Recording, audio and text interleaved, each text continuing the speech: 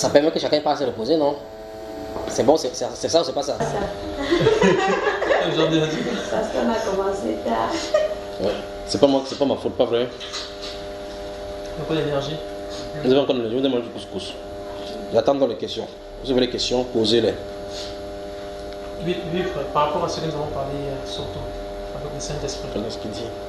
Vous avez des problèmes ici, tu as peur des musulmans, frère? Non, je dis par rapport à ce que nous avons parlé avec le Saint-Esprit. Oui. Il était dit en fait, si vous avez le Saint-Esprit, Oui. ça implique que vous saurez quelle est votre place dans le Vous ne saurez pas automatiquement, mais tôt ou tard. Tôt ou tard, vous Parce que nous regardons dans le livre de Galates chapitre 3 que les gens avaient le Saint-Esprit, mais Christ n'avait pas été formé en eux. C'est pour cela que, malgré le Saint-Esprit, on doit être enseigné par les apôtres, les prophètes, ainsi de suite, pour pouvoir arriver à cet endroit. Exactement. Voilà. Quelle est la question? Donc la question c'est de savoir maintenant. Donc cela signifie en clair que on ne peut que savoir réellement à quoi on est appelé si. Même si tu sais. Parce que Paul l'apôtre sait qu'il était apôtre lorsqu'il est apôtre. N'est-ce pas, frère? Quand il est apôtre, quand il est couru sur le cheval pour aller à Damas, il est pharisien. Dans sa tête, il est pharisien. Mais il lui dit que mais lorsqu'il pleut à celui qui m'avait mis à part, ça veut dire qu'il avait été consacré depuis, mis à part par Dieu pour servir des causes. Mais quand il n'était pas dans cette cause, il ne pouvait pas se réclamer étant dedans. Parce que, il n'en a pas conscience. Mais Christ se révèle à lui, Christ lui montre clairement là où il est venu, d'où il est venu et là où il en est d'aller. Ok, maintenant, ça veut dire que supposons que Paul, devant le Sanhédrin, quand il est encore pharisien, dit je sens que j'ai vu des songes là pour montrer, je vois comment il prie pour les gens, il ne comprend pas ce que ça arrive. Ça peut être des flashs de sa vie. Tout comme Joseph, quand il voyait des gerbes qui tombaient là-bas, il n'était pas roi, il était le fils de Joseph, le fils de Jacob. Mais le moment venu où ça s'est manifesté. Tu vois cela, il faut rentrer dans la fonction au moment précis. Donc ça veut dire que même si tu as le Saint-Esprit, ça ne veut pas dire que quand tu as le Saint-Esprit, regardons par exemple les Corinthiens. Quand les Corinthiens qui vivaient, quelqu'un couche avec la maison avec son père là, avec la femme de son père là, c'est normal ça, hein? Mais ils avaient le Saint-Esprit. Donc le Saint-Esprit c'est la condition sine qua non pour entrer dans les fonctions. D'accord? Donc même si depuis le petit tu vois les choses que Dieu te montre, quand tu vas arriver, tu vas devoir entrer par là-bas pour pouvoir effectuer ces choses. Prenons un exemple simple. Vous imaginez par exemple un mondain, celui qui vit dans le monde, en train de rêver comment il prie pour les malades, ils sont guéris. Vous voyez qu'est-ce que Dieu l'appelle à faire quoi? Dieu lui montre que voici la tâche que tu es censé faire. Il faut qu'il quitte cette voie-ci. Il doit naître de nouveau et puis il va entrer dans cette fonction-là. Mais Dieu lui a montré la photo de sa vie. D'accord, frère? De la même façon, quand vous rêvez, que vous priez pour les gens, vous profitez pour les gens, ainsi de suite, voilà la direction de la fonction. Oui. Tu délivres les gens, ma soeur. Lève-toi alors, on va commencer. Elle dit que. Elle rêve comme ça. En temps, tu as rêvé que tu faisais quoi? Moi? Oui. En fait, que tu pries pour les gens aussi, non? Toutes ces choses-là. Tu vois, quand c'est pour elle, maintenant tu as dit que lève-toi alors, ma soeur. Toi, non. Tu fais comment? Tu as dit que c'est lève alors pour prier, non? Non, c'est parce que tu as dit que lève-toi, non, ma soeur. Il dit la même chose aussi à toi, alors. Vous savez, il y a rappelez-moi un de ces jours que je parle de l'entrée dans le monde spirituel. Je pose la question sur une fois. Comment ça fait? Oui, il a posé une question ici. Pourquoi? Il parle de l'entrée dans le monde spirituel. Il prend par exemple son cas. Voici un cas où il rêve qu'il prie pour les gens. Il est prié, ok. Ça c'est dans le. Quand tu rêves jusqu'à ce que là-bas tu es content jusqu'à. Quand tu te lèves comme ça, tu vois effectivement que tu ne peux pas t'aventurer. Donc la différence, quelle est la différence et comment quitter donc pour prendre ce qui est là dans le visible pour manifester dans l'invisible à la visible? Il faut l'entrée. L'entrée, que l'ouverture de l'autre côté ce soit de. Parce que la Bible déclare dans 1 Corinthiens chapitre 2 verset 12 à 16 que ce sont les choses que Dieu a gardées pour ceux qui l'aiment. Ces choses-là, Dieu ne les a révélées par son esprit. Parce que l'esprit sonde de tout, même les profondeurs de Dieu. D'accord? C'est pas le Saint-Esprit. Pas le Saint-Esprit. Tu entres, tu sors. C'est le moment aussi. Paul vit qu'il avait la foi pour être guéri. Tu veux donc faire quoi avec ça? Tu voulais faire quoi avec ça donc maintenant? Je sais pas. Mais à chaque fois que je me retrouve sans aller me chercher à la maison. Lorsque si vous voulez délivrer quelqu'un que je demande, je peux pas passer. Tu viens me délivrer. Donc je crois que cette fois-ci on va pratiquer ça ici, ne t'inquiète pas. Ça part. Et ça part. Mais quand tu te lèves, tu penses quoi? Bon, Tu ris seulement. Oui, c'est un songe, je me dis que peut-être que Dieu m'a appelé à ça. Et ça se répète. Oui, ça se rachète, ça se répète. Il y a aussi d'autres choses, mais ça, c'est plus que les autres. Des questions? Tu vas savoir demain et mercredi. Donc, quand on rentre aujourd'hui, c'est même prier. Amen. Prier seulement. Amen. Des questions? On a toujours fait.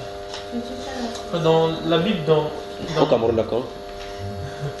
le livre de Genèse, chapitre, je pense, le 27. Bon, déjà, je pense que tu connais l'histoire. Lorsque Jacob a rencontré cet homme, Je suis ici. lorsque Jacob a rencontré cet homme, et il a combattu avec cet homme jusqu'à ce que. C'est au chapitre 27. 27, voilà. Tu es sûr? Pardon, mon frère.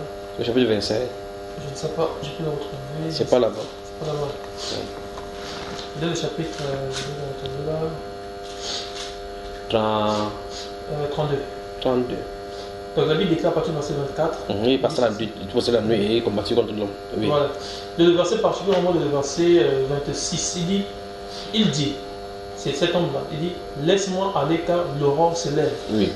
Je veux comprendre en réalité, mais pourquoi la précision qu'il doit partir parce que l'aurore est en train de se lever. Le jour où il approche, il rentre là-bas, peut-être la réunion au ciel. Quand tu te poses la question, rien dit qu'il veut partir au travail. Comme la soeur qui était là-bas, elle a dit qu'il faut qu'il parte parce que l'aurore, pour elle, l'aurore là, c'est. Il faut qu'il parte par l'enfant, il va prendre l'enfant. Il a d'autres occupations à faire. Parce que le combat ne se terminait pas. Jacob boxait. Tu connais Jacob, mon frère? Le père là, attends, quand tu vas le rencontrer. D'accord, frère?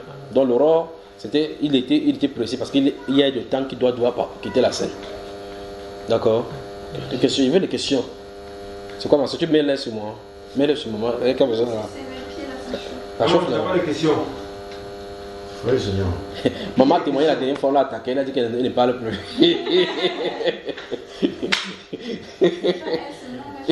Non, je sais, non. C'est comment? C'est les cimetières. Vous vous souvenez très bien quand j'ai dit ce que j'ai vu ici. Je vous ai dit que dès maintenant que j'ai dit là, ils vont déclencher. Oui, mais je l'ai dit à l'esprit de moi. Comment ça? Après, je les retrouve bizarres. Donc vous voyez que bientôt, on va aller trouver le cadenas de 20 000 là. Vous connaissez les jeunes comme ça là. Enfin, jeune, couleur or.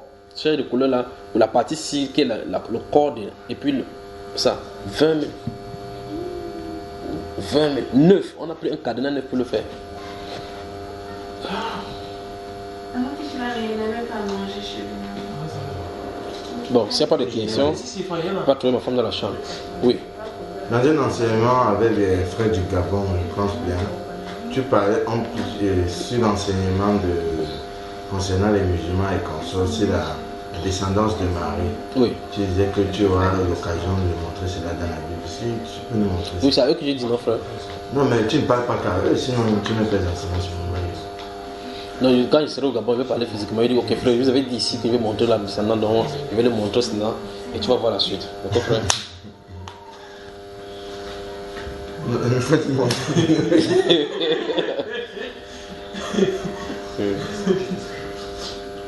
Jésus était de quelle descendance en Israël? Descendant de Judas. Judas, vraiment. Hein. Qui est de Judas, Marie ou qui? Tu avais expliqué dans cet enseignement que Marie était en même temps d'Aaron et de Judas. Tu peux montrer alors? C'est ça que je demande continuellement. Ok. Donc tu vois qu'il était aidé parce que cette question je l'ai posée à notre enseignement aussi, non? C'est que j'essaie de le dire là, il est posé à notre enseignement, non? Mais tu ne m'aides pas là. En faisant quoi? Des questions? Oui, mon frère. Ça me va dans la chambre. Je suis la sorcellerie, je suis Judas. Ouais.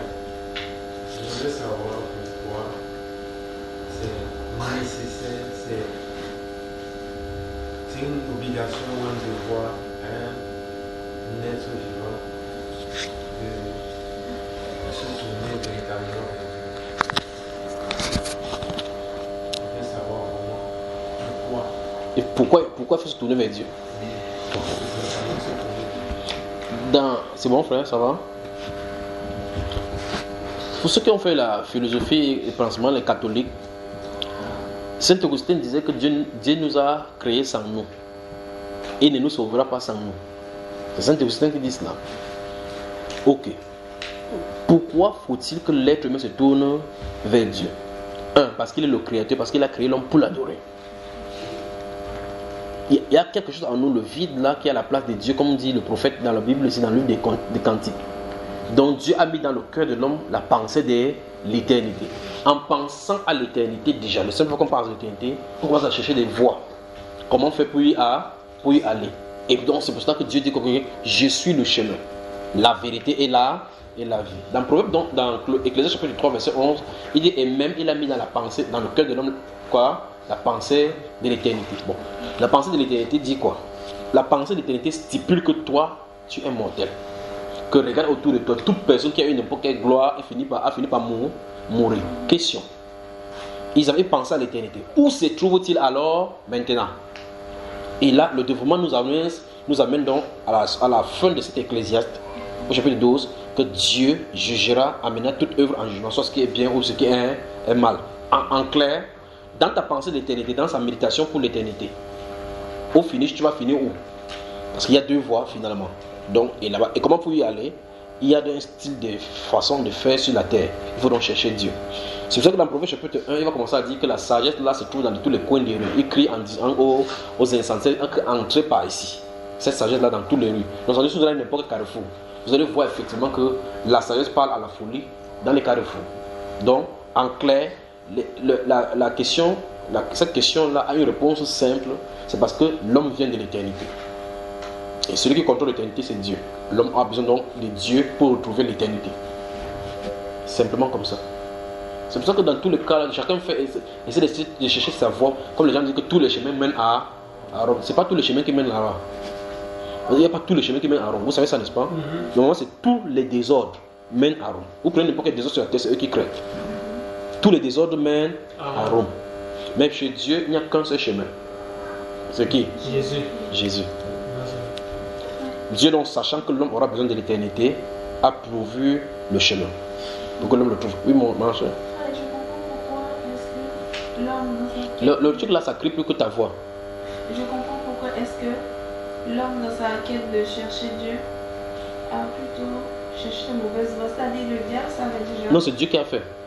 Mais je veux dire que le diable sait déjà que l'homme va toujours chercher à connaître Dieu. Donc Oui. du coup, il a mis des voies tortueuses sur la terre pour que l'homme s'égare. Mais on a lu quelque part dans la Bible aujourd'hui que celui qui protège Jacob, il se cache, non? Parce qu'il s'est caché. Dans Actes des Apôtres chapitre 17, il est dit que le Dieu qui a créé les cieux et la terre n'habite point dans le temps fait de main, non. Il n'est point servi par des mains humaines comme s'il avait besoin de quelque chose. Parce que c'est lui qui a créé en nous cet être-là.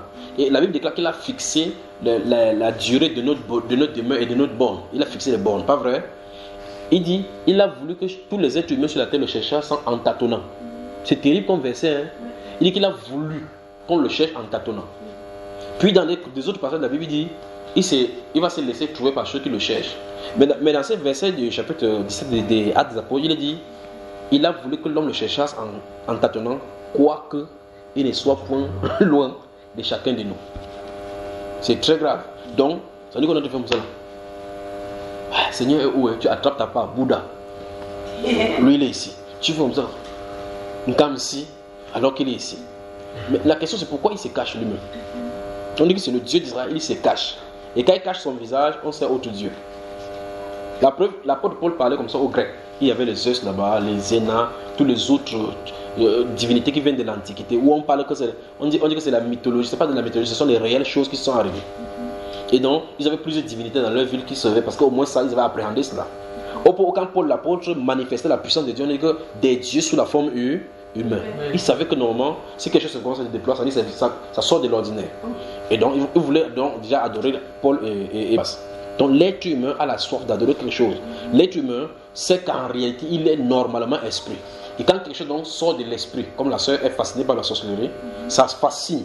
Quand les choses sortent de l'extraordinaire, comme le frère aime les films des zombies ou là-bas, ou des têtes de lui, quand il veut voir ce qui est là-bas. Si tu commences à voir dans l'au-delà, tu vas commencer à vieillir vite parce que tu entames là la descente dans l'autre monde. Chaque fois que vous partez, vous rentrez ici, vous vieillissez. Les cheveux blancs commencent à sortir de la tête. Pardon, frère? Alors, Bon, autre question. Ah bon, non, frère, Ça, c'est un bon sujet. Oui, mais c'est ça, non? En clair, avec un français un peu léger pour. Comment frère? Quand on entre là et on sent on vieillit. Non, ce que tu as dit, c'est que quoi? C'est que l'homme est fasciné par l'autre côté de la chose. Et comme ça fascine, les démons se trouvent là-bas, profitant du fait que Dieu a fermé cette porte à l'homme pour qu'il n'y entre pas par sa propre volonté. Il se profite donc de nous pour nous jouer tous les idoles et toutes les voies de tromperie. Si Dieu avait laissé tous les hommes avec l'œil spirituel ouvert, personne ne suivra le diable. Personne. Parce que tu vas voir de l'autre côté, tu vas voir sa manigance qu'il fait. Tu vas voir les anges qui viennent de Dieu. Tu vas voir comment ceux-ci sont différents de là. C'est pour ça qu'il joue sur la sensibilité de notre chair. Parce que là, tu marches dans toutes les rues de Casa, tu ne vois pas le diable nulle part. Il s'en est pas. Je crois que la dernière fois nous sommes allés en Bolivie, là, vous avez vu le dragon qu'ils ont dessiné dans la mer, là, qui font la danse du dragon en plein jour. Vous dites non, les musulmans, eux, c'est pas Satan, c'est Allah. Mais qu'est-ce que le dragon vient faire? Il fait là. Vous voyez cela? Dans un coup d'eau. Vous avez vu ça, non? Gigantesque. Ils savent ce qu'ils sont en train de faire.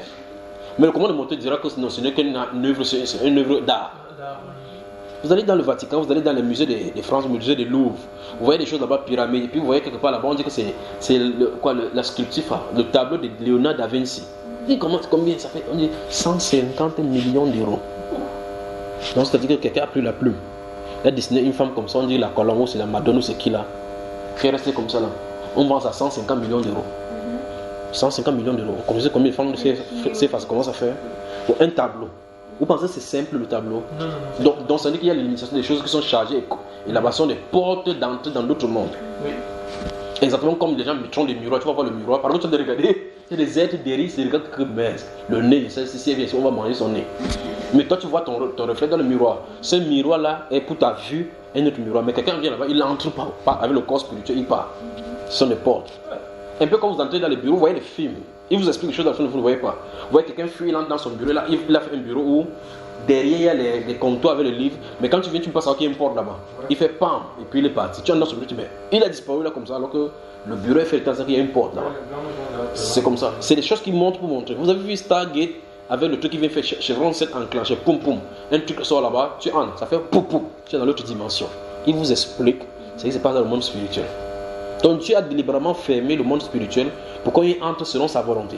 Si quelqu'un essaie de faire le contact dans l'esprit avec sa propre volonté, il trouve sur son chemin le diable. C'est Dieu qui se réserve de l'homme de prendre l'esprit de l'homme et de le promener quelque part et le faire rentrer. Si quelqu'un le fait, son propre gré, en faisant les pratiques comme les orientaux essaient d'expliquer, avec la technique de yoga, vous voyez, les gens font comme ça. On a introduit ça même chez les femmes enceintes, qu'il faut faire le yoga pour accoucher bien, attirer les énergies. Non, on dit c'est juste le sport. Ça sort dans les magasins pour vulgariser, on vulgarise comme ça. Oui, vous faites comme ça, vous faites à votre mari, vous mettez de l'harmonie. Vous faites comme ça, vous ouvrez à ce qu'on appelle le Dieu cosmique, l'énergie universelle. On dit que vous fermez, vous restez tranquille. Vous devenez un avec l'univers, la sorcellerie. Mais dans la pratique, tu dis j'ai assisté à 2 séances. Y a-t-il du mal à cela? Quand le démon entre en toi, tu sais à quel moment il est entré? Non. Il n'entre pas en faisant le bruit. Tu te rends compte seulement un jour que ta main bouge, tu dis mais qu'est-ce qui se passe ici? Et puis tu vois qu'il y a quelque chose qui ne va pas. Ou bien un comportement, que tu poses un comportement, tu peux dire que mince. Siri, qu'est-ce que tu as encore fait comme ça? C'est pas toi qui as fait. Quelqu'un d'autre qui a entré. Donc, qu'on n'ouvre pas la porte au démon en voulant, comme Dieu a dit dans Ésaïe chapitre 8, si on vous dit consulter ceux qui évoquent les esprits, ou ceux qui poussent des sifflements. Ceux qui poussent des sifflements. Qu'est-ce que ceux qui poussent des sifflements? Ceux qui poussent des sifflements. C'est les canaux, les boulevards sont ouverts où ça les appelle. Mais on va dire non, c'est le son de l'univers, que tout dans l'univers émet des sons, c'est ce même son. C'est ce qu'on te dit. Et tu trouves ça logique. La logique n'est pas la vérité. Posez des questions. C'est ma chère. C'est pas la sorcellerie, oui, ça c'est moins clair. Là au moins il faut la Bible ouverte. Ma question c'est juste au niveau de... Je vais juste prendre un exemple pour bien illustrer ma question. J'arrive quelque part, je trouve des frères et sœurs en Christ qui se disent chrétiens, tout ça, mais je remarque que dans leur conduite, ils ont des choses dont ils réprochables. Par exemple, ils font des pratiques comme donner la dîme, prier, invoquer le feu, des trucs comme ça. Est-ce que le son, parlant des trucs comme ça, est-ce que c'est toujours nécessaire sur le champ de leur corriger? Non, ici c'est pas comme ça, on va jeter Ça c'est clair. Donc la chose devient bibliquement posable. Et cette question biblique qu'il te pose, c'est que tu as reçu l'ordre du Seigneur de les corriger. Si c'est non, bon, ça veut dire qu'on reste tranquille. C'est ça ou c'est pas ça? C'est ça. Moi-même, je peux être avec quelqu'un même 1 an. Je ne lui parle même pas de Jésus, même une fois. Amen. Parce que les gens ont l'impression que quand tu vois quelqu'un, on veut parler de Jésus, il faut parler de Jésus, il faut parler de Jésus. Vous savez, une année, je t'ai raconté ça dans l'enseignement. Hier, je suis allé à l'hôpital général pour prier pour une femme qui était dans, vous appelez, ils étaient en urgence. Ils étaient dans l'urgence, ils ont un bloc opératoire où ils mettent des choses, des machines sur les gens. Et puis je n'ai pas prié pour cette femme-là. Ils sont priés pour elle, elle était dans une chambre. Quand les gens sont en urgence, on ne permet pas aux gens d'entrer. Je partais prier pour elle dans cette chambre, je prie. Le Saint-Esprit dit, va dans l'autre chambre là-bas, il y a quelqu'un là-bas. Je me tourne vers la femme qui était médecin là-bas, il dit, il y a quelqu'un dans cette chambre, elle peut prier pour cette personne. Je vais vers la personne, je le regarde, il est couché sur le lit. Je vais prier pour lui, il commence à pleurer. C'est un pasteur, il venait faire l'accident. Il ne savait pas que c'était un pasteur. Le Saint-Esprit me dit là-bas, va prier pour lui. Et la prière n'est pas une prière où il veut prier que le Seigneur reste là haut. C'est la parole qu'il fallait lui dire. Je ne prends ça parce qu'il sont de parler de quelque chose par le passé. Et puis je le regarde, il commence à ouvrir la bouche, il me parle. Il dit, il a fait l'accident, la personne avec qui il était dans la voiture est décédée. Il était en train de conduire, il parlait. Il dit que ouais, je suis sur le lit. Il a des appareils partout sur lui, il a eu des cassures et autres là. Et puis je regarde sur le lit, le Saint-Esprit me dit ce qui s'est passé, et puis il me donne la parole que je dois donner. Mais je garde le calme. Il dit, il regrette vraiment beaucoup. Je sens de prendre parce que ceci c'est un pasteur. Parce que si tu écoutes ce que la Bible déclare et que tu sais ce que la Bible déclare, ces choses ne doivent pas se faire. Alors, il a laissé lamenter que ouais, la personne qui est là, il est mort parce que, alors qu'il ne peut pas parler de Jésus. Bon, depuis que la personne est née, il a grandi. C'est toi ce qu'il a rencontré.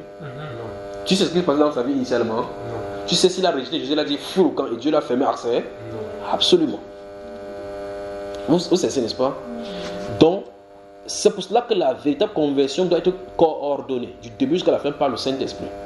Et déclencher sur celui qui a de parler, et déclencher sur la personne qui a d'écouter. Vous comprenez, n'est-ce pas? Quand les circonstances se positionnent, il peut te faire seulement pour que tu mettes la sémence et que d'autres viennent arroser. Tu parles seulement, et puis tu quittes la scène. Maintenant, quand il a fini de parler, il dit, pasteur, ne t'inquiète pas du tout. Ainsi dit le Seigneur, dans 2 jours, tu monteras. Pas monter en tant que mourir, d'accord? Ne croyez pas ça. Parce que la salle des trucs là est en bas. C'est dans le sous-sol, on descend les escaliers. Là maintenant, quand vous finissez, vous êtes stable, on vous envoie dans les chambres en haut. Donc 2 jours après, quand je suis venu pour prier pour la dame qui était là-bas, je suis allé là-bas, il n'était pas loin, on dit que c'est au 3e niveau. Je suis allé au 3e niveau, le rencontrer là-bas, maintenant on a causé. Alors, donc, la correction n'est pas automatique. Dieu peut vouloir seulement que tu rends grâce du fait que tu as eu à avoir connaissance à cela. La Bible ici est aussi faite pour nous corriger. Parce que la Bible déclare que toute écriture est inspirée de Dieu, utile pour enseigner, corriger. Voilà, instruire l'homme afin que l'homme de Dieu soit propre à toute justice. Donc, si c'est fait pour corriger, ça veut dire que l'écriture doit nous corriger. Maintenant, toi, tu as une connaissance de cela. Tu es né, tu connaissais toutes ces choses, ça t'a été corrigé. Donc, il faut avoir patience d'eux. Donc, quand tu vois de telles choses et que tu n'as pas reçu le mandat de corriger, il faut parler d'eux à Dieu. Il faut parler d'eux à Dieu. Quand tu rentres, Seigneur, il dit bien, il peut faire un avec quelqu'un, il ne parle pas du Seigneur.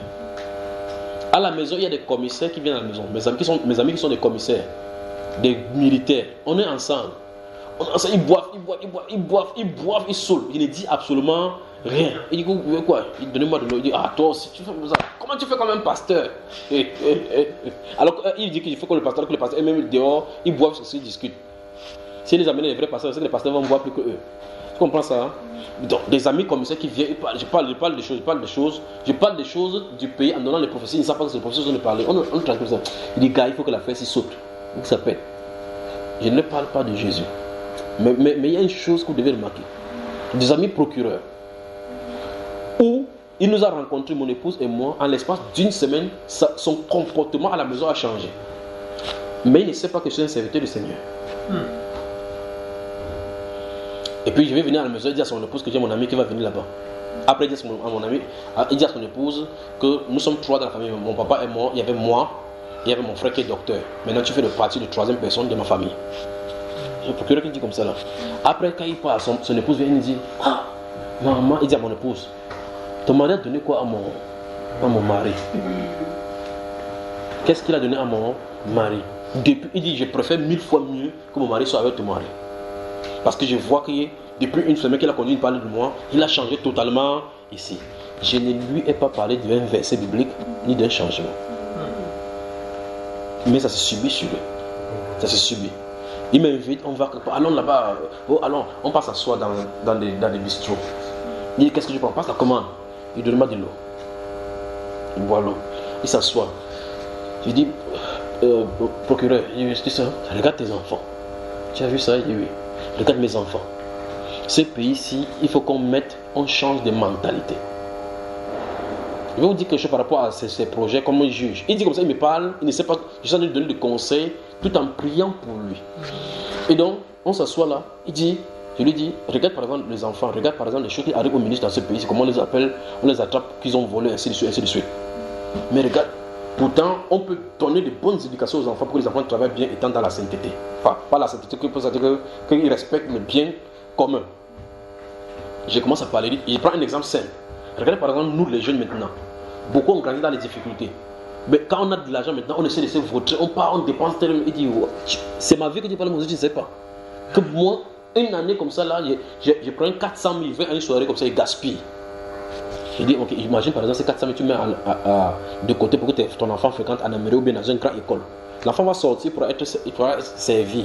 Mais quand tu fais comme ça, tu as de donner, tu rentres très tard le matin, et l'enfant ne te voit pas, l'enfant n'a pas de communication, tu crois que c'est seulement l'argent que tu vas lui donner qui est le problème. Tu vois, ça ne dit il faut rentrer dans ton foyer. Ton épouse ne te trouve pas, tu es procureur, tu as tes choses, tu as la notoriété, mais à la famille n'est pas stable. C'est juste les enfants. Plus tard on entend que l'enfant du procureur est bandit. L'enfant du procureur il dit que mais ça c'est vrai. Il a commencé à prendre soin de sa famille et de ses enfants. Quand on se réunit, quand on se rencontre pas, le whisky ne boit plus. Vous comprenez? Parce qu'il a dit que non. Il va boire, il veut boire. Ton eau, c'est mes juges. Il commence à boire. Il dit, il ne boit pas comme ça parce que je veux être lucide. Je ne veux pas être contrôlé par l'alcool. Mais ce n'est pas ma raison là-bas. Je lui dis ça pour qu'il puisse comprendre. Vous comprenez cela, n'est-ce pas? La dernière fois, l'autre fois où le président devait aller aux États-Unis, aux Nations Unies, ils avaient été désignés 2 au Cameroun pour partir à la session qui devait défendre le Cameroun. Il est venu, écoutez bien, il est venu me rencontrer. Il me s'est retiré pour prier. Il a dit, oh, tu es où? Il dit, je suis à Douala, viens, je suis dans la ville. Je viens te voir. Il est venu, je t'en de laver la voiture, il est venu, on s'est assis là-bas. Il dit, ok, il va aller trouver un hôtel là-bas. Il dit, non, tu n'as pas besoin de louer l'hôtel. Viens, comme j'ai la voiture, on va dormir, passer la nuit ensemble, il va aller t'accompagner. Cette nuit-là, il a passé un sale cadeau avec moi sur le lit. Je ne lui ai pas donné de cadeau. Parce qu'on a parlé, il a dit que, ouais, cette nuit-ci, où est-ce qu'il peut voir une petite fille? Non, il a appelé une petite. Vous comprenez ce qu'il dit, non? Une petite. Et tu peux voir, on était en train de manger. Est-ce qu'il peut venir me voir? Il dit, tu aimerais que quand tu pars en Amérique comme ça, ta femme te trompe. Il dit, qui? C'est que je vais mettre la personne en prison. Il dit que j'ai dans lui quelque part dans la Bible, que ne fait pas autre ce que je ne voudrais pas qu'on te fasse. Le jugement a commencé. Il a encore appelé la fille, il a dit que non, ne viens pas. Tu dois quitter l'endroit. On en a passé toute l'année, on a parlé. C'est enregistré, j'avais mis la conversation, on a enregistré. Je lui ai parlé maintenant de moi. Parler maintenant de la Bible. Il dit maintenant je comprends ton comportement. Je comprends ton comportement. La dernière fois, il y a un problème on était avec quelqu'un. Lui, il écrit avec à mon épouse. Il dit que là, il ne connaissait pas encore mon statut. Il écrit à mon épouse, il dit pardon, dis à ton mari qu'il fasse un peu comme ça là.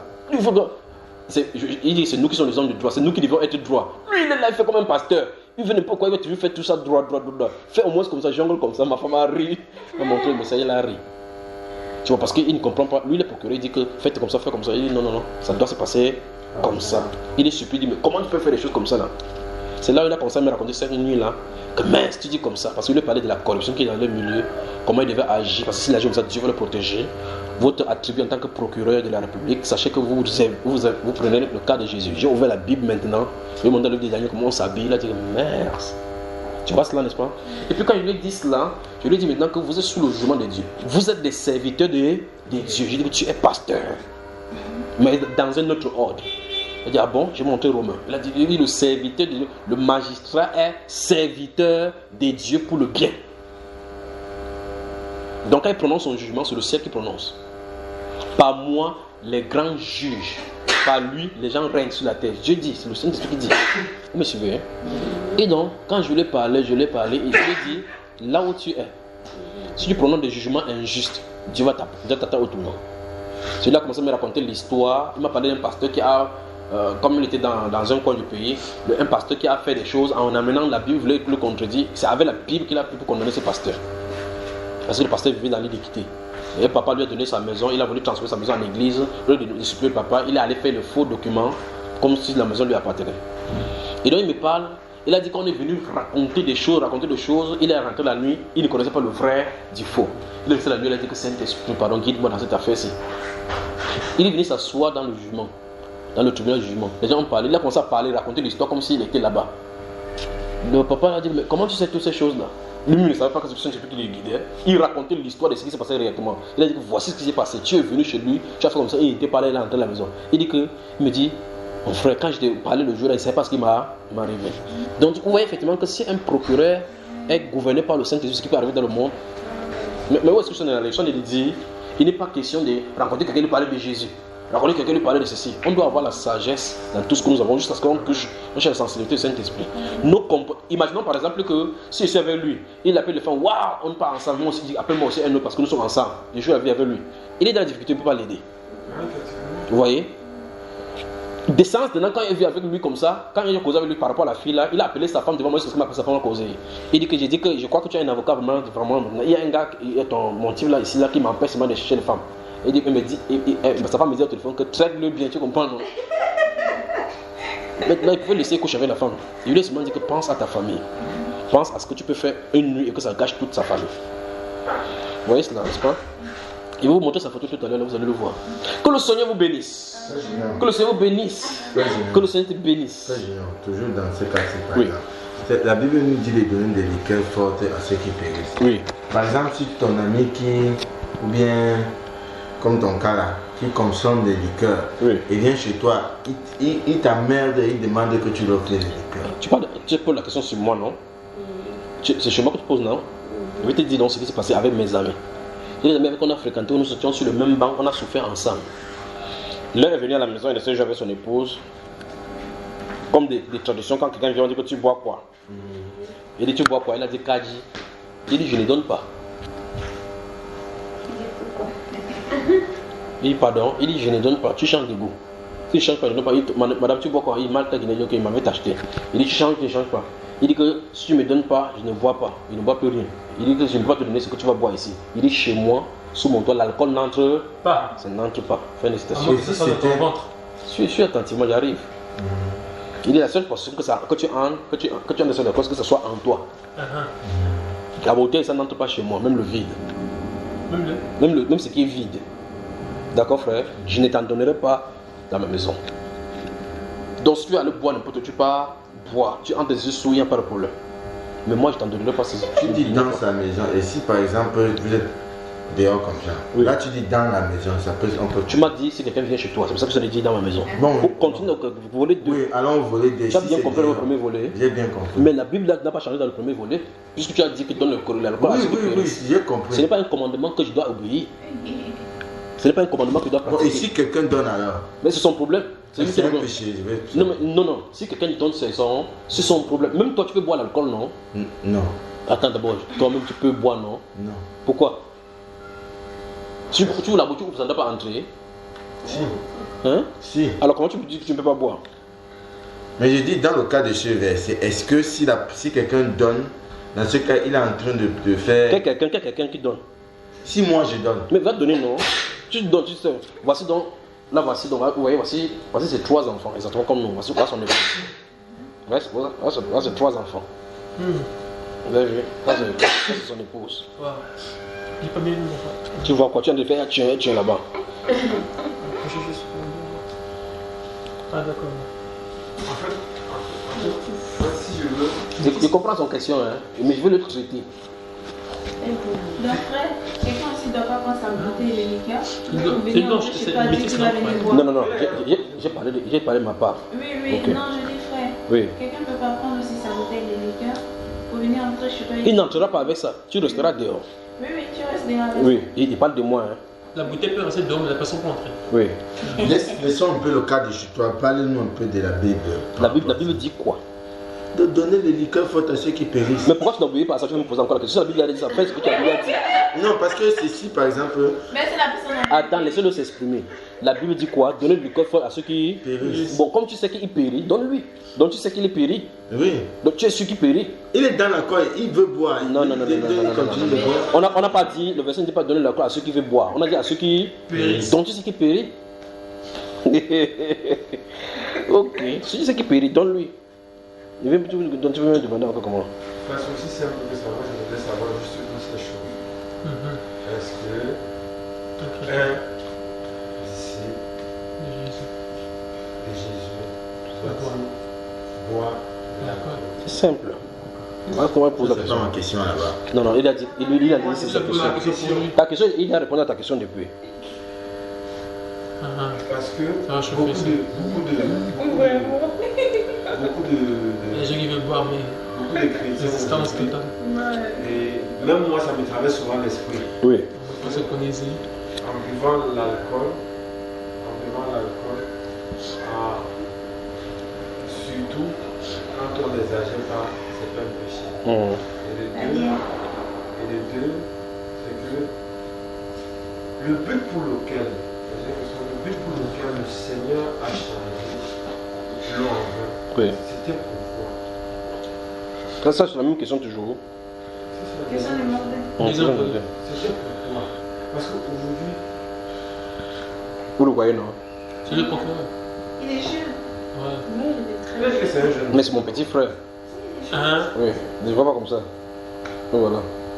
Vous le voyez avec ses attributs derrière, non? Ah oui. Attendez, vous allez voir. On arrive avec de l'alcool. Hein. Oui.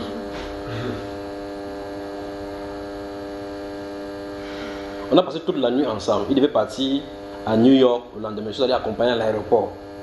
Le laisser à l'aéroport. Il part dans la session des Nations Unies qui s'ouvrait là-bas parce qu'il devait défendre le Cameroun sur les dossiers. Attendez que ça s'ouvre. Oui, tu dis que Jésus a transformé ça. Il y a des marquis là-bas en Côte d'Ivoire. On a écrit le premier miracle de Jésus. C'est ça, non?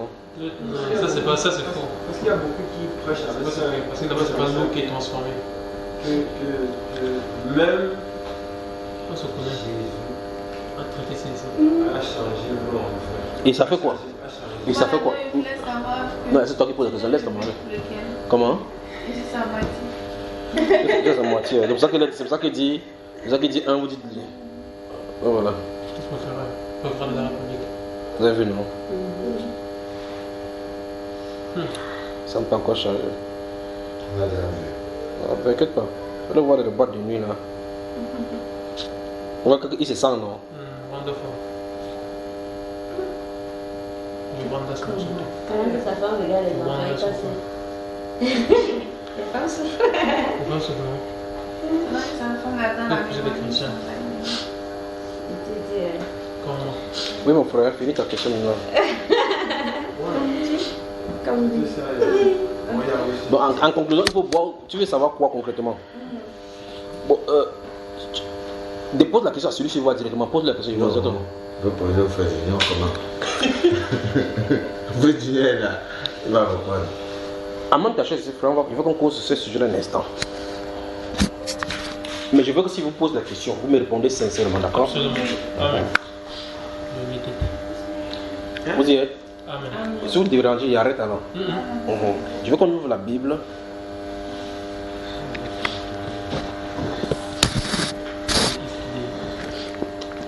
Quand tu buvais l'alcool, tu buvais quel goût, frère? Comment on fait ça encore? Ne me dis pas que tu as été tellement sain ou tu as oublié même le goût de l'alcool que tu buvais. Non, comment? Gandia. Non, ce produit qui est guinéen, ça, comment ça s'appelle ça? Smooth. Guinéen Smooth. smooth. Quand tu buvais, c'était comment, frère? Ah, frère Junior. Non, mais après tout. Tu n'as plus du goût. Donc tu as été sanctifié, c'est sûr que tu as oublié même le goût. Mais je te pose la question, pourquoi tu as arrêté? Souvenez-vous, j'ai dit, quand il vous pose la question, soyez honnête envers moi, parce que je vais être honnête envers vous. Amen. Maintenant, ça c'est une question biblique. Pourquoi tu as arrêté? Pourquoi tu as arrêté? Parce que tu as dit que tu as même arrêté au point où tu ne connais même plus le goût. Non, en réalité, c'est un truc d'abord que je supportais pas trop. Donc, moi, quand tu vivais, c'était comme l'esclavage. Oui, Donc, tu as arrêté parce que dis-nous, sois sérieux, hein. je suis sérieux. Tu as arrêté parce que tu ne supportais plus trop, mais ça Non, ça c'est parce que j'ai d'abord commencé. En réalité, je ne supportais pas trop. Donc, du coup, la parole a été une force pour réellement arrêter. Quelle parole? Quelle parole? Bon, le fait que nous ne devons pas détruire notre corps qui est le temple du Seigneur. Tu bois un peu, ça détruit. Que ce soit un peu ou pas, on ne doit pas mettre les choses un peu dans le corps. Ok, on va dans les Saintes Écritures donc. Je veux qu'on lise quelque chose. D'accord? On va lire 2 passages d'abord. Moi, je vais vous poser des questions. Juge.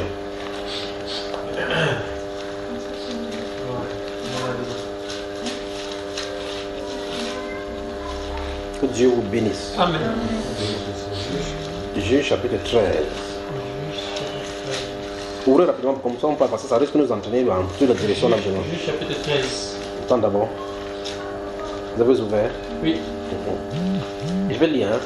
Si vous demandez de lire, là, vous allez commencer à me créer le problème ici. Elle a ce courage, d'accord? Rapidement, si vous perdez le temps, on va perdre le fil ici. On y va? Ok. Les enfants d'Israël firent encore ce qui déplaît à l'Éternel, et l'Éternel les livra entre les mains des Philistins pendant 40 ans. Il y avait un homme de Toria de la famille de Danite et qui s'appelait Manoach. Sa femme était stérile et n'entendait pas, et n'enfantait pas. Un ange de l'Éternel. Qui est un ange de l'Éternel? Qui est un ange de l'Éternel? C'est un être céleste. Il quitte d'où? Du ciel. Pour venir où? Sur la terre. Tout ce que je viens de dire là a un sens. Un ange de l'Éternel apparut à la femme et lui dit, je veux que nous comprenions bien ce qu'il dit. Voici, tu es stérile et tu n'as point d'enfant. Tu deviendras enceinte et tu enfanteras un fils. Maintenant, je dis maintenant, prends bien garde. Allons-y, 1, 2, 3, nous y allons. Ne bois ni vin, ni liqueur fort, et ne mange rien d'impur. Car Tu vas devenir enceinte et tu enfanteras un fils. oui. Le rasoir ne passera point sur sa tête. Parce que Parce que cet enfant sera consacré à Dieu dès le ventre de sa mère. et Et ce sera lui qui commencera à délivrer Israël de la main des Philistins. on a un problème. Donc le ciel vient pour interdire quelque chose à cette femme-ci. Moi, je vous pose la question. Pourquoi on lui demande de ne pas prendre du vin ni des liqueurs fortes, d'après ce qu'on a lu ici? Parce que c'est impur. Si elle le prend, qu'est-ce qui est censé arriver à la femme? Elle doit un enfant. Quelle est la particularité de cet enfant? Délivrer Israël de la Ça, c'est la mission. L'enfant est saint. Elle est, oui, on se rapproche là. Il sera comment? Consacré. Nous y voilà. L'enfant sera. Donc, à cause de cette consécration, tu n'es. Parce que si tu prends cet enfant, ça va le déranger. On commence à poser les jalons ici.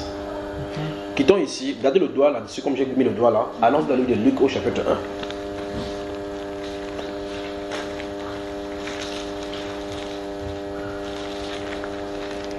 1. On y va.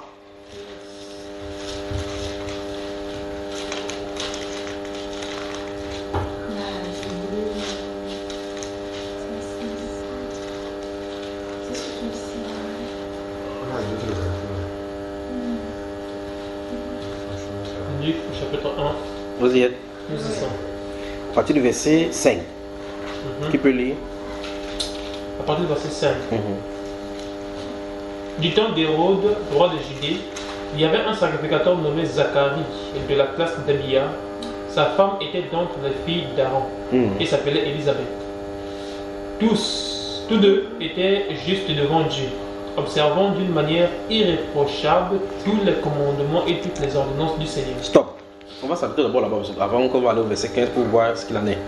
On parle de qui ici comme étant irréprochable? Élisabeth et Zacharie.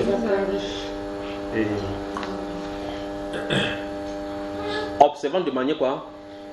Irréprochable. Donc il n'y avait rien dans leur repos. Chez. Gardez le doigt là-bas. On va encore aller quelque part. Lévitique chapitre 10. On a dit que c'était les filles, ils étaient les descendants d'Aaron, non? Oui. Dans la classe d'Abia. Des billets. Ok. Ça fait moi. Lévitique chapitre 10. Jésus a transformé l'air en vin. Et puis ça fait quoi? Lévitique chapitre. Jésus a transformé l'air en vin. Et puis ça fait quoi? Chapitre 10. Jésus a chassé les démons chassés dans le porc. C'est pour ça qu'on ne mange pas le porc. Donc quand on mange le porc, le démon on cuit le démon au feu. La meilleure viande. On avance. Ah ouais. Vous êtes dans le chapitre 10. Je veux qu'ensemble, nous lisons les versets 8, 9, 10 et 11. On y va.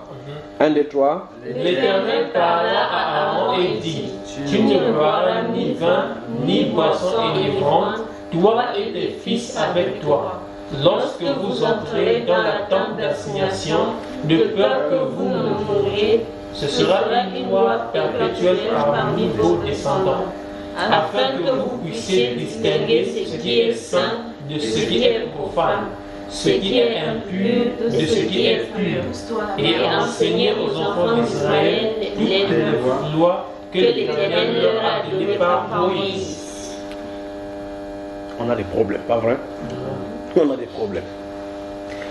Le Saint-Esprit, dans le verset 10, met clairement la distinction entre ce qui est saint et ce qui est pur en relation avec l'alcool. Nous sommes d'accord? Souvenez-vous, dans l'autre partage, nous avons vu: soyez saints dans toute votre conduite. Cas 1. Nous allons discuter sur le cas 1. Il n'est pas dit ici interdiction d'entrer au sanctuaire en étant ivre.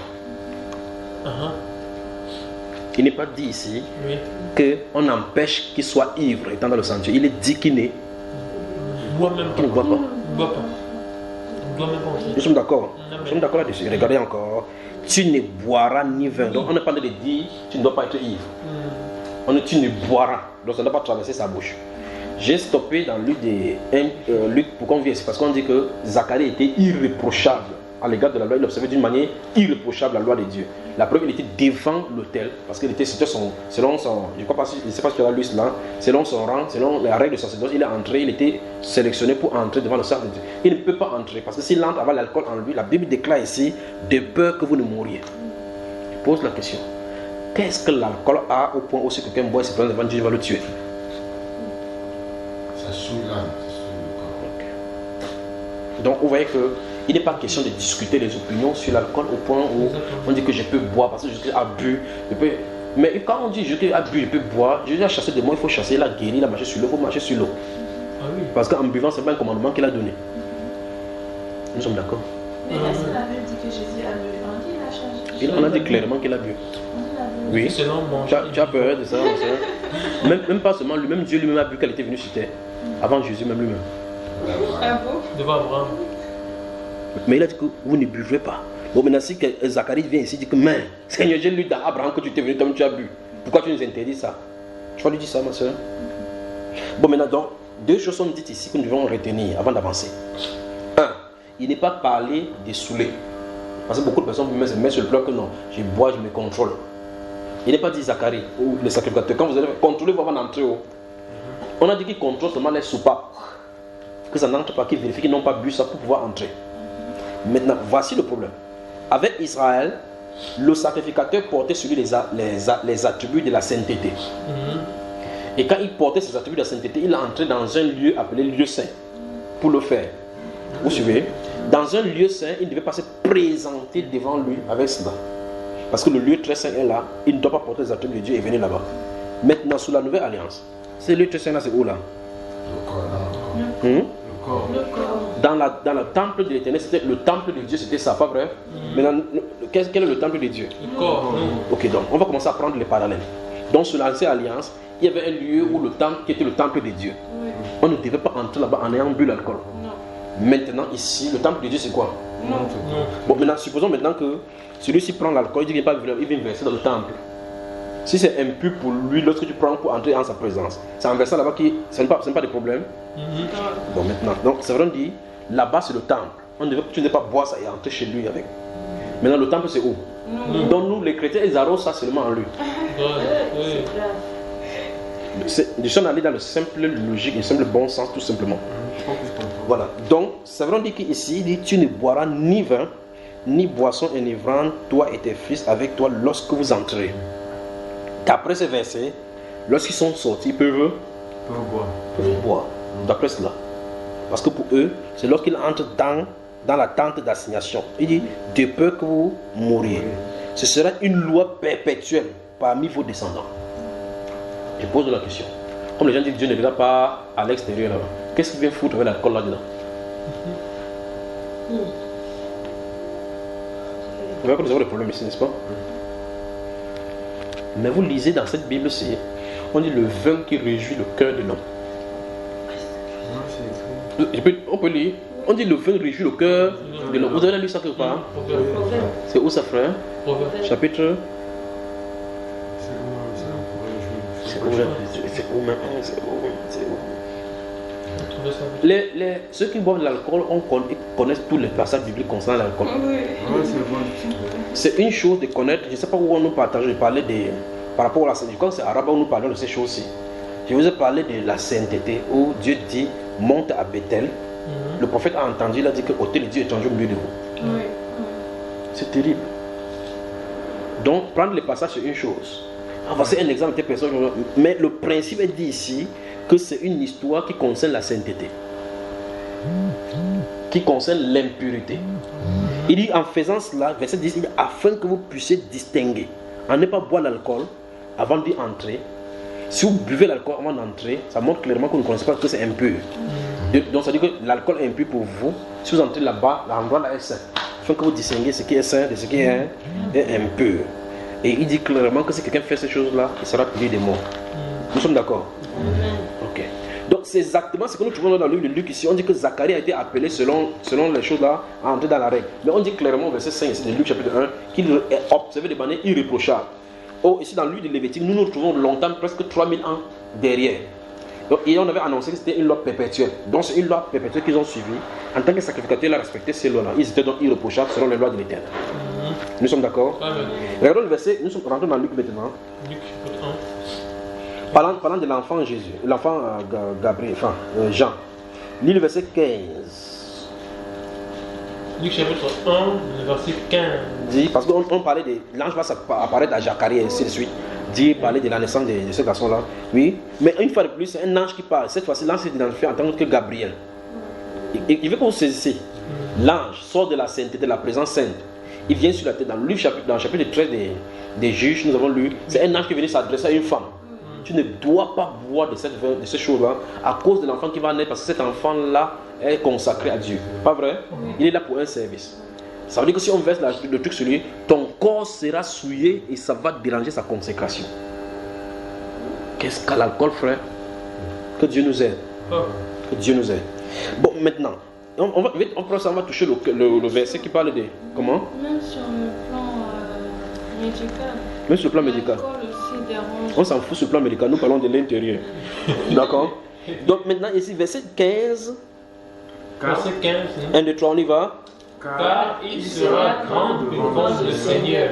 Il ne boira ni vin, ni liqueur enivrante, et il sera rempli de Saint-Esprit dès le sein de sa mère. Une fois de plus, ici, si vous lisez Éphésiens chapitre 5, verset 18, il est mis en relation sur le Saint-Esprit avec le vin, pour le cas des Jean le Baptiste. Lui, donc s'il y a quelqu'un sur la terre qui n'a jamais bu de vin ni l'alcool enivrant, c'est qui? Jean le Baptiste. En tout cas, pour sa maman, on sait effectivement que sa maman ne buvait pas, vrai? Parce que c'est un enfant consacré ici. Mais une fois de plus, c'est l'ange qui dit à Zacharie que cet enfant sera comme ça. Et ici, une fois de plus, dans ce verset 15, on met le contraste entre le vin et le liqueur forte avec le Saint-Esprit, avec le caractère saint de la personnalité. Vous avez moi? Il dit bien que puisse Dieu nous amener à cette connaissance. Après, on va avancer, si on avance dans la dimension de l'attachement à l'esprit et l'attachement à la chair, on va poser la question, pourquoi tu bois? C'est quoi? Il va falloir que tu donnes le pourquoi. Et tu réponds que tu vas voir que c'est le contraire de Dieu. Pourquoi tu dois être rempli du Saint-Esprit? Parce que les deux sont des similitudes. L'un pour la chair, l'autre pour l'esprit. Vous savez, n'est-ce pas? Donc, on résume avant d'avancer dans les autres prochains passages. L'ange sort du ciel, donne l'ordre à une femme que ne boit ni liqueur forte ni boisson enivrante parce que l'enfant est un enfant consacré qui va naître chez toi. La question c'est, qu'est-ce que l'alcool a à voir avec l'enfant qui va naître? Puisqu'on dira, quand tu bois l'alcool, ça entre plutôt dans ton ventre et puis ça part là-bas. L'enfant n'entre pas dans le ventre. L'enfant est, il y a une poche appelée, vous appelez quoi, le placenta dans lequel l'enfant se trouve. Donc on boit l'alcool, on boit le vin, mais une fois de plus, dans le chapitre 13, je veux que vous remarquez qu'on n'a pas dit ne soyez pas ivre. On n'a pas demandé à ses parents de ne pas être. Elle leur dit qu'elle ne doit pas le faire.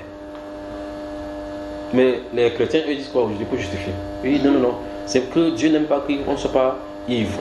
On va toucher le cadre du problème de l'ivresse, le mot ivresse, pour voir à quel degré on s'enivre. Parce qu'il dit ne vous enivrez pas du vin, c'est de la débauche. Mais avant de s'enivrer, il faut commencer quelque part.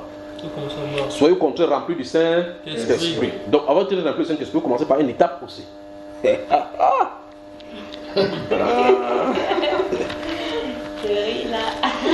C'est quand je lis la Bible que je comprends pourquoi Dieu m'en a préservé depuis que j'étais petit. Il y avait tout pour que je boive. Des maisons dans lesquelles j'habitais, il y avait ça au frigo. Les gens m'appelaient là-bas pour le mouiller. Quand on dit qu'on va boire quoi, il m'a dit on dit pourquoi il n'aime pas sortir le gars. Il vient sur la table, il souille les gens. Il gâteau. Et ça part coûte cher parce qu'il boit comme ça 5. Petit comme ça. Amata Guinness. Il dit ça coûte cher. Oh, il prend un truc de whisky, il me verse de Coca-Cola, il fait le truc. Quand il fait clou, ça me regarde comme ça. Ça ne dit absolument rien. Je ne suis pas chrétien. On me laisse à la maison pour me tenter, mais le whisky là-bas, que va servir, il prend, il essaie, il dépose là-bas. Il vient, il guette ici. Parce que normalement, c'est là où j'ai compris que beaucoup de personnes boivent le whisky après complète avec l'eau. Ça ne me passe même pas par la tête.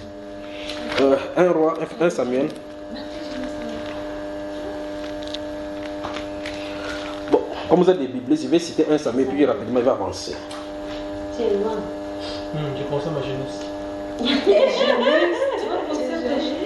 Oui. Si Dieu vous a laissé vous voter dans l'alcool, dans la jeunesse avant de vous sauver, il sait pourquoi il le fait.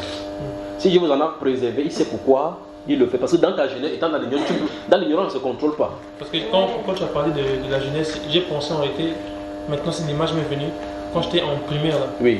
Souvent nos mamans, quand ils ont l'habitude de boire de l'alcool, ils veulent juste donner. Ils donnent à l'enfant, ils te boivent ça comme ça. Au point sur WhatsApp, on voit un enfant, quand vous donnez le biberon, il refuse. On donne le sein, il refuse. On donne l'alcool, la guinée, il boit, ça se fait. Mais depuis le primaire, connaissant pas réellement vraiment comment l'alcool est, je ne prenais pas ça. Okay. J'écoutais même. C'était quelque chose, en tout cas, quand je voyais ça, ça me dégoûtait. Je me donnais en fait. C'est à vérifier. C'est à vérifier. Chacun sa part. Donc, il y a gens, le chaque personne sait pourquoi. Il y a d'autres qui ont goûté, d'autres qui n'ont pas goûté. C'est un peu comme par exemple la même chose avec le sexe. Il y a quelqu'un qui, dès l'enfance, Dieu va le préserver pour ces choses. Vous faites n'importe quoi. Verset 9. Et dans le chapitre 1 et 2 que nous allons lire, on pourra lire, je donne un énoncé. C'est une question de l'histoire de Anne, de sa coépouse, qui l'a mortifiée parce qu'elle était stérile. D'accord? 1 Samuel. Ok, maintenant. La Bible déclare, verset 6, sa rivale lui prodiguait des mortifications pour la porter à s'irriter de ce que l'Éternel avait rendu stérile. Et toutes les années, il en était ainsi. Chaque fois qu'Anne montait à la maison de l'Éternel, Pénina la mortifiait de la même manière.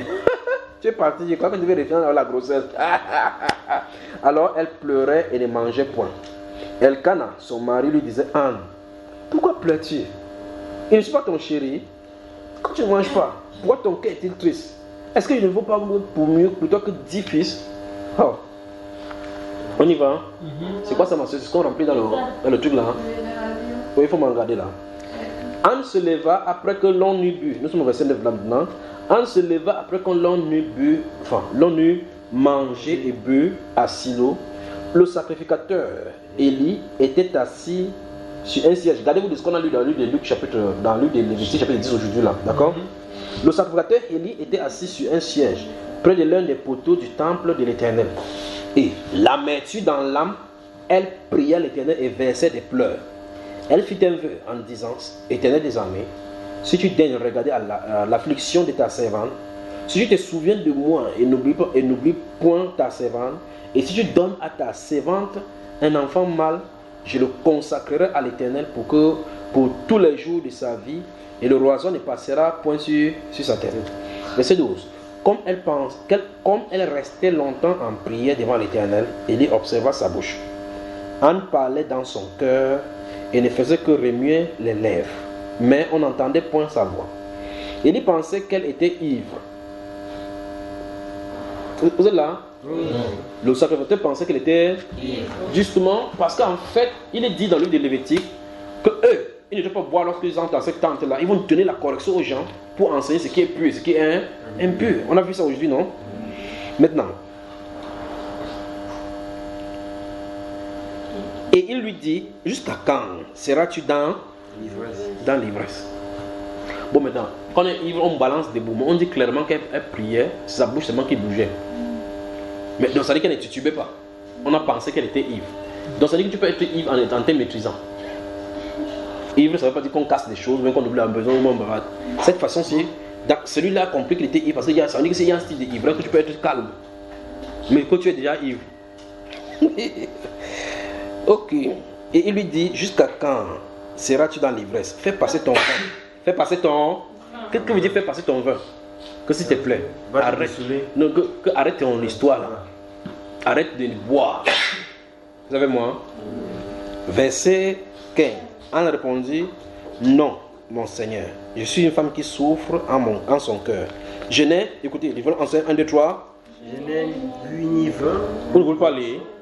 Allons-y, on y va. 1, 2, 3. Je n'ai ni bu vin, ni boisson enivrante, mais je pendais mon âme devant l'Éternel.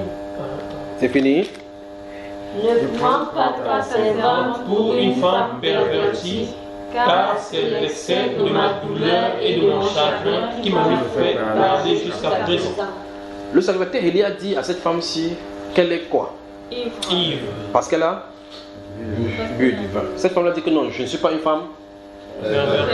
Donc la boisson et le vin, en buvant ça, on est pervers. Donc maintenant on peut donc s'asseoir ici tranquillement et on en parle plusieurs fois. Il dit que ta servante n'est pas une femme pervertie. Donc les femmes qui boivent le vin et l'alcool sont des femmes perverses. Quand tu dis que non, je ne suis pas pervers parce qu'une femme se rend de boire l'alcool, il y a des gens pervers ici, de regarder comment elle parle. Mais elle-même elle est perverse. On avance. Maintenant vous voulez voir maintenant ce que le prophète lui il a dit. Oui. Chapitre 5 d'Isaïe.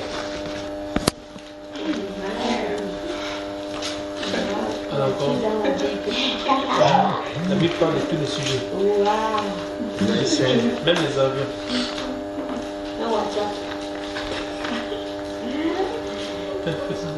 Isaïe chapitre 5, vous y êtes? Ne vous fâchez pas de ce que vous allez, on va voir. Hein? Ok. Écoutez très attentivement. On va lire tous ensemble. Tu vas entendre les voix. Une fois que vous faites comme si vous ne voyez pas cela. 1, 2, 3, verset 22. 1, 2, 3. Malheur à Attends. On y va, c'est bon. Chapitre 5, verset 22. On commence. 5, verset 22. Tu as vu le verset 22, frère? 1, 2, 3, verset. À haute voix, allons-y. Malheur à ceux qui ont de la bravoure pour boire du vin et de la vaillance pour mêler des liqueurs fortes. Ok. Donc derrière l'alcool et les liqueurs fortes, derrière cette bravoure à boire là, il y a de la malédiction. Oui. Malheur à eux. C'est ça? Oui, c'est ça. Toute question biblique a une réponse biblique. On arrive à aller avec Timothée, parce que l'autre qui dit que non, il a dit à Timothée ne faire que boire ceci. Ne bois pas seulement l'eau, boire il va. On arrive là-bas dans le Nouveau Testament. Il dit malheur à ceux qui boivent. Alors dans le psaume 25 là.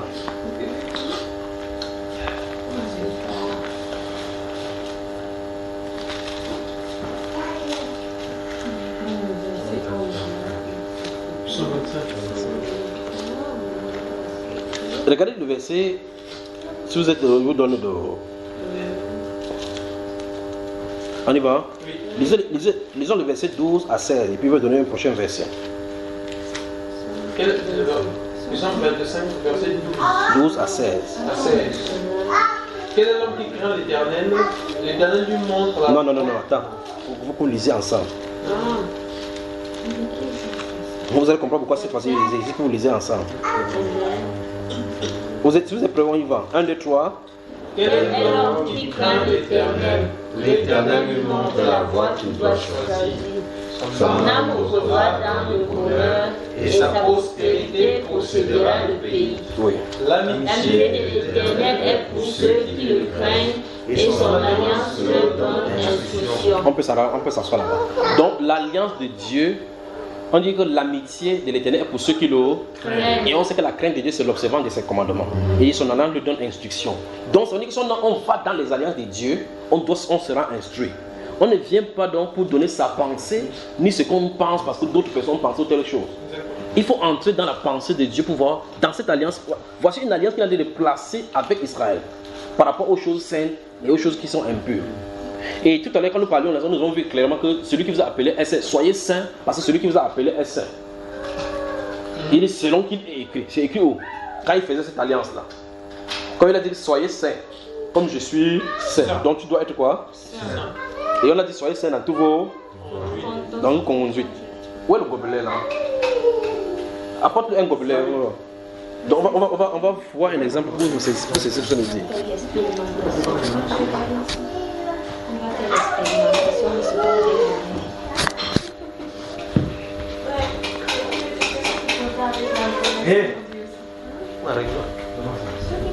Voilà. Deux gobelets. Donc quand vous êtes face à face, vous êtes dans un bistrot, d'accord? C'est ton gobelet, c'est ton verre. Vous savez que c'est quand il y a le verre comme ça, c'est autour de la table que les bonnes choses se disent, les Congos, ça se disent là-bas, les mensonges et autres. Prends ton gobelet, frère. Prends aussi ton gobelet. Donc vous mettez comme ça, vous rencontrez, c'est une rencontre. Vous sortez des vieux, vous savez quand on met sa mousse là. Il y a des gens qui ont les techniques, ils mettent comme ça pour sa mousse, ça fait pour ça coule dans les verres. On voit une partie est bien raffinée, jaune. Une partie est mousseuse là-bas comme ça là. Quand tu vois comme ça là, tu dis que tu connais même tel. Avec la sueur qui coule à côté. Ils arrêtent comme ça, ils disent que tu connais tel. C'est là où les conversations commencent. Après on fait quelque chose. Comment on fait souvent à la santé. Et quand on s'appelle cling cling, approchez de votre bouche. Approchez de votre bouche. Stop.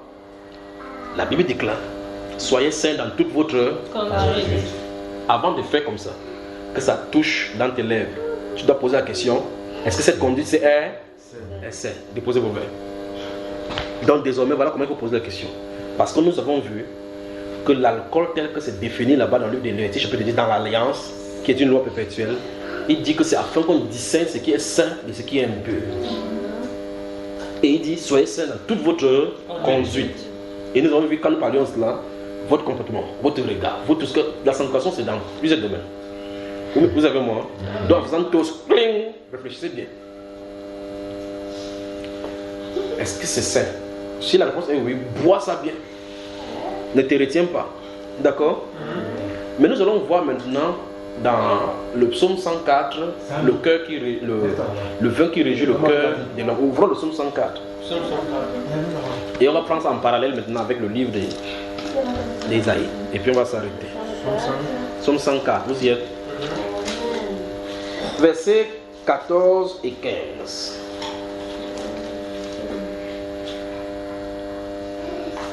On y va? 1, 2, 3, on y va. Versets 14 et 15.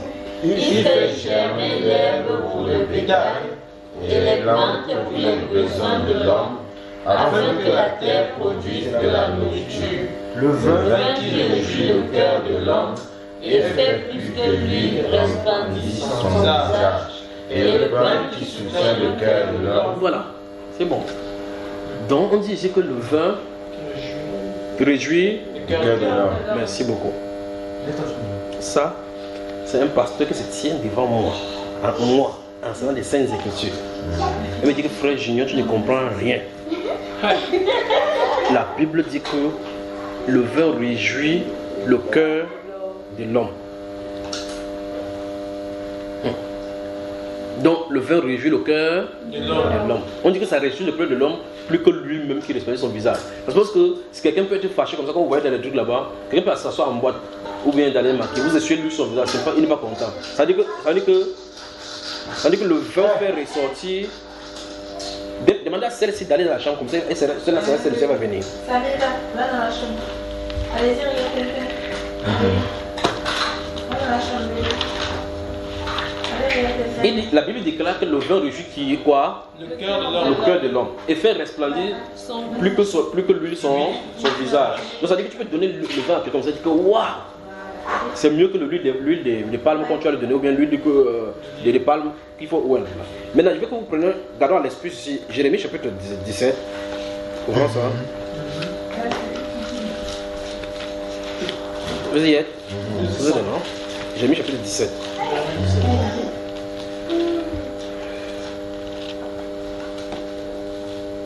Dès que vous êtes là, je vous dis. On est là.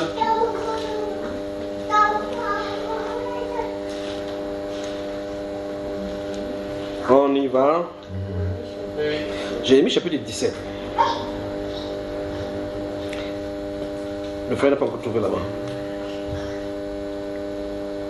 Donc si vous allez noter Jérémie chapitre 17, le verset 9 et au chapitre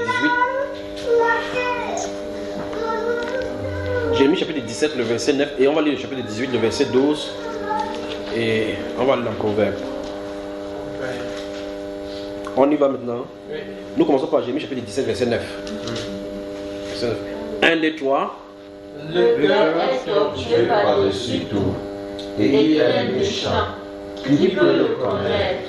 Je regarde. Voilà. Le pasteur dit, frère Junior, tu ne connais pas la Bible. La Bible déclare dans Psaume 104, le verset 15, que le vin réjouit le cœur de l'homme. Il dit, ah bon, pasteur? Il dit, oui. Il dit, ma Bible me dit que ce cœur-là de l'homme que ça réjouit, il y a la méchanceté dedans. Au point l'homme lui ne maîtrise pas sa méchanceté. Donc je lui dis, ok, en conclusion, la Bible veut dire, c'est la réjouissance de la méchanceté que ça félicite de le vin que tu bois. Parce qu'on n'a pas dit là-bas que ça réjouit le cœur de Dieu. C'est l'homme qui craint l'Éternel qui réjouit son cœur. Et parce qu'il dit, mon fils, si tu es sage, mon cœur à moi sera en joie. Tu vois? Donc si on est sage, Dieu dit clairement que lui sera en joie. L'homme dit, si je bois de l'alcool, mon cœur sera en joie. Mon but, ce n'est pas de réjouir mon cœur, c'est de réjouir le cœur de Dieu. Mais la Bible définit ce cœur de l'homme comme un cœur qui est tortueux et méchant. Par-dessus tout. Et c'est lui qui se réjouit quand il y a le vin. Donc non, ce n'est que normal. Parce que c'est là où on célèbre la méchanceté. Vous me suivez, n'est-ce pas? On peut avancer. Le chapitre 18, verset 12. Qu'est-ce que ça dit de Jérémie? Chapitre 18, verset 12. Mais il dit, c'est en vain, car nous suivons nos pensées. Nous agirons chacun selon les penchants de notre mauvais cœur. Dans leur cœur qui est méchant a de quoi? Des penchants. Quand on dit penchants, ça veut dire quoi? Des vices, des mauvaises voies, des mauvaises choses. Donc, vous voyez que je pose la question, le Saint-Esprit conduira-t-il quelqu'un à aller boire de l'alcool? Non. On a des problèmes, pas vrai? Parce que la Bible déclare que la voie de l'esprit, le désir de l'esprit est contraire à ceux de la chair. Parce que quand on cite les œuvres de l'esprit, les choses de l'esprit et les choses de la chair, l'ivronnerie se trouve du côté de la chair. Donc ce n'est pas sous l'inspiration du Saint-Esprit que quelqu'un vivra cela. Oh, Dieu est esprit. Dieu est esprit. Il n'est pas fini, attendons. Proverbe. Vous voulez me tourner pour que je ne parle pas, non? Quand vous qui avez parlé. C'est bon. Proverbe, prenons le chapitre 28, le verset 26. Notez le chapitre 28, verset 26. Proverbe, chapitre 28.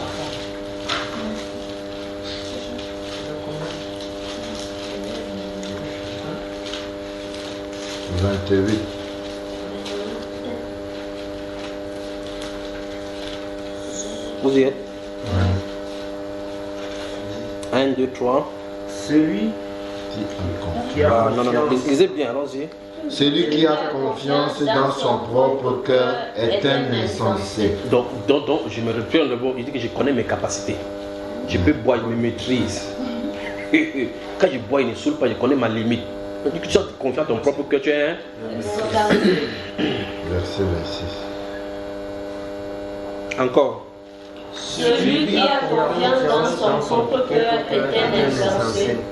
Mais celui qui marche dans la sagesse sera sauvé. Bon. Est-ce qu'on peut marcher dans la sagesse, dans l'alcoolisme? Non. Que Dieu nous aide. On y va?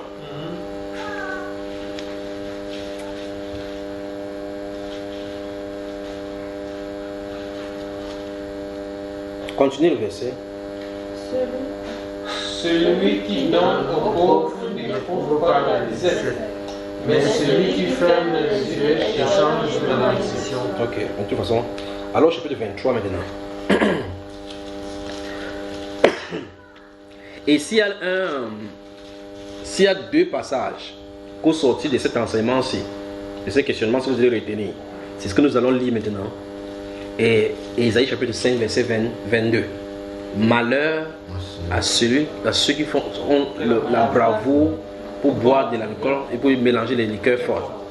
Donc, je prends le whisky mort. Quand moi je prends le whisky, je peux mélanger le coca avec le ceci ou le bois. Vraiment. Et il dit malheur, quelle est la conséquence? Malheur, on dit malédiction, ça peut venir dans tous les cas. En tout cas, on va parler des conséquences ici. C'est pour ça qu'il dit que les deux versets, gardez-les au sortir d'ici, s'il fallait retenir quelque chose, d'accord? Quand on va finir, on va aller. La dame là, elle suit. Maintenant, chapitre 23, on y va.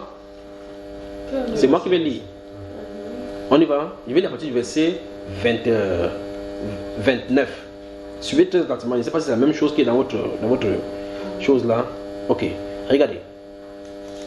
Pour qu'il est c'est ça qui est chez vous? Oui. Le musicien. Pour qu'il est pour qu'il est hélas, pour qu'il est dispute, pour qu'il est plaint, pour qu'il est blessé sans raison, pour qu'il ait les yeux rouges, pour ceux qui s'attardent auprès du vin. Souligne. On arrive. Tous les attributs qu'on vient de citer, ça se trouve autour des maquis. En tout cas. C'est pas fini. Verset 31. Non, c'est pas encore fini. Pour ceux qui vont déguster du vin mêlé, ne regarde pas le vin qui paraît d'un beau rouge, qui fait des perles dans la coupe et qui coule aisément. Il finit par mordre comme un serpent. Wow. Et par piquer comme un basilic. Écoutez bien la conséquence. Tes yeux se porteront sur des étrangères, les prostituées.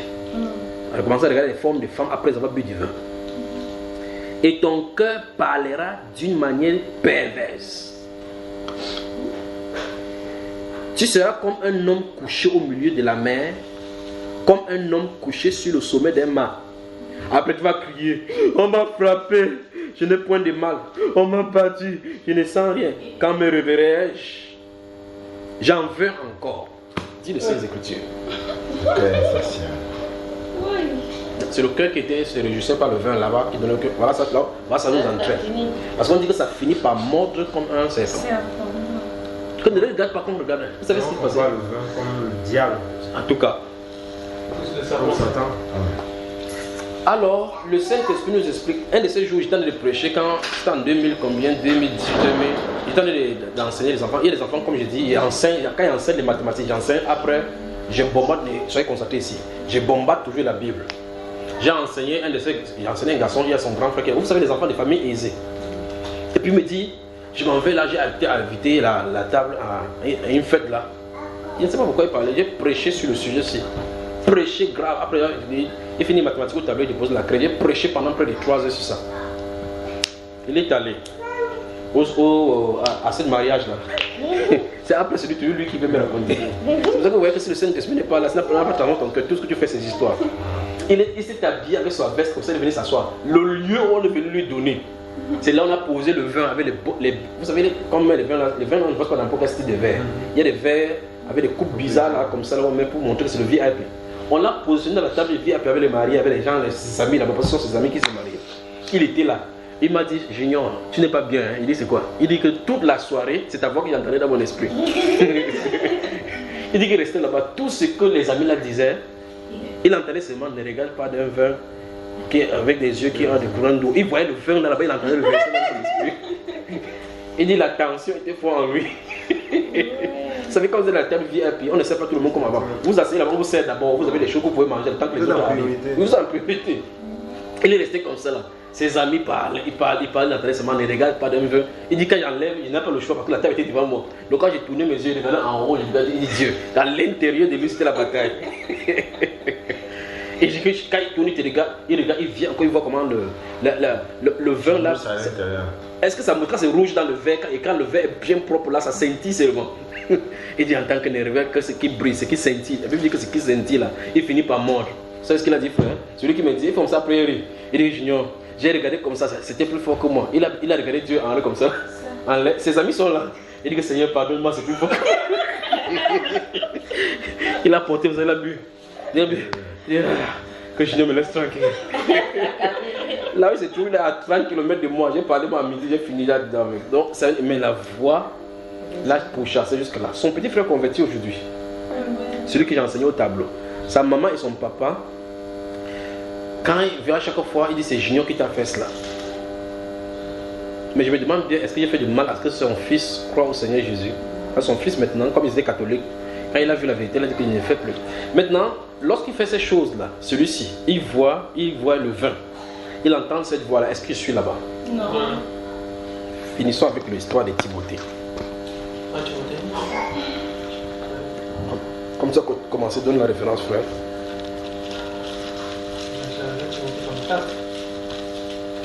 Tu poses la question, tu me donnes.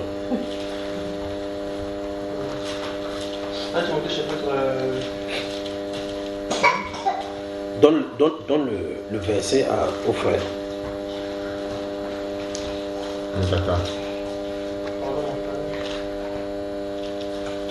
Tuer l'enfant là, il va vous déchirer le plus là. Quand il veut finir, il va vous poser la question. Ok. On y va, frère, tu as trouvé? On attend le frère là. Quelle est la maman?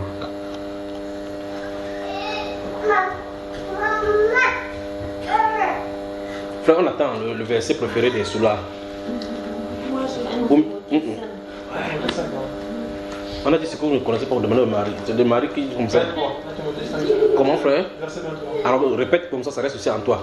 1 Timothée chapitre 5, verset 23. Donc le problème d'alcool dans l'église, 1 Timothée 5, 23. Allons-y. Ne continue pas. Non. Dis le problème des vins avec. Dis le problème des vins avec Timothée. Le problème des vins avec Timothée. 1 Timothée 5, 23. 1 Timothée 5, 23. Vous savez, quand les mondains, eux, ils parlent, ils ne connaissent pas, ils connaissent seulement ce qui s'est passé. Il dit Jésus qui a transmis l'eau, versé son premier miracle. Quand vous voyez un marquis, on a écrit le premier miracle de Jésus, on fait référence au vin. Mais d'autres utilisent entre temps, le voisin va écrire entre OK, sorti KO. Donc tu entres là-bas étant OK, en sortant tu seras KO. Et les gens voient comme ça, ils entrent. Maintenant, donc ça dit 1 Timothée chapitre 5, verset 23. Quelqu'un dit, il y a même les chrétiens, Paul a dit à Timothée que je veux que nous lisons ça ensemble. Vous avez les regards là-dessus? 1, 2, 3, on y va. Ne continue pas à ne boire que de l'eau, mais fais un peu de vin à cause de ton estomac et de tes fréquentes indispositions. La Bible déclare, c'est Paul, l'apôtre qui dit à Timothée de boire le vin. Donc je bois le vin. Ai-je tort, frère? Ça c'est l'argument donc que les gens prennent pour présenter. Et c'est écrit dans la Bible. Et ce que je dis souvent que quand on ne connaît pas la façon du Seigneur d'agir, on va dire que le Seigneur se contredit lui-même. Le Seigneur donne, le Saint-Esprit donne une recommandation.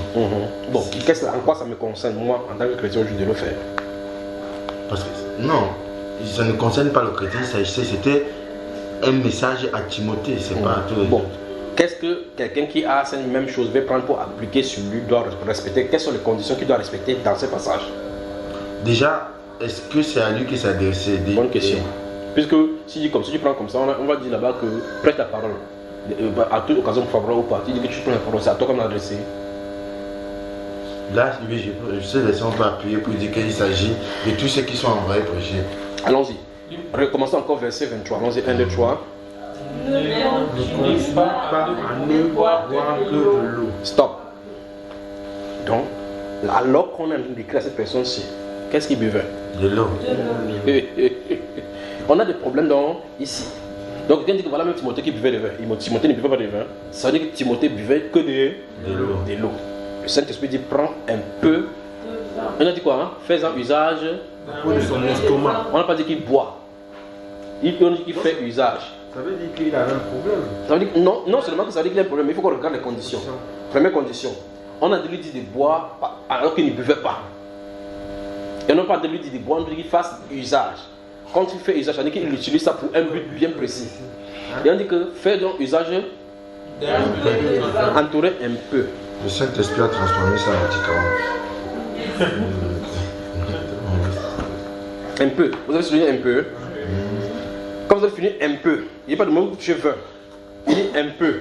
Et puis vous continuez, vous donnez un moment. Et puis vous soulignez à cause. Va donner à maman, va donner à maman. Va donner ça à maman. Va donner à maman.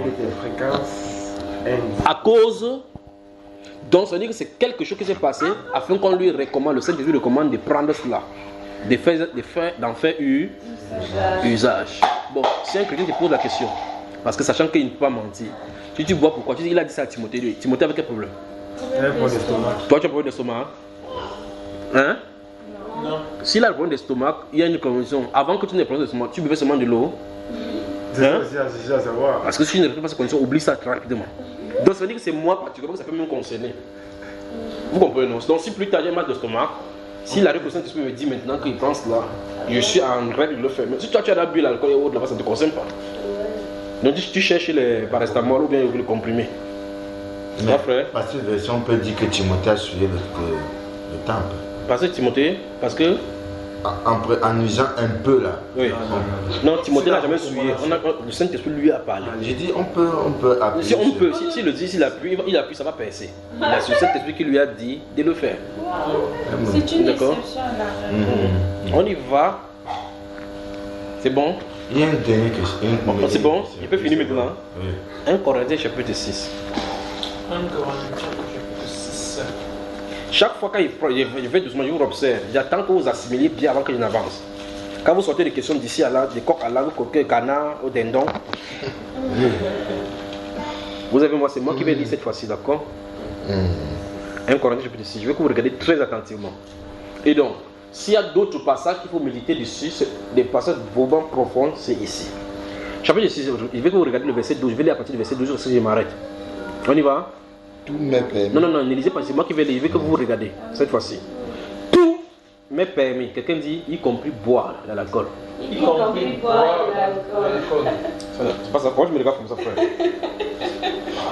Comment on dit tout m'est permis, y compris boire de l'alcool? Il dit non. On a dit tout m'est permis.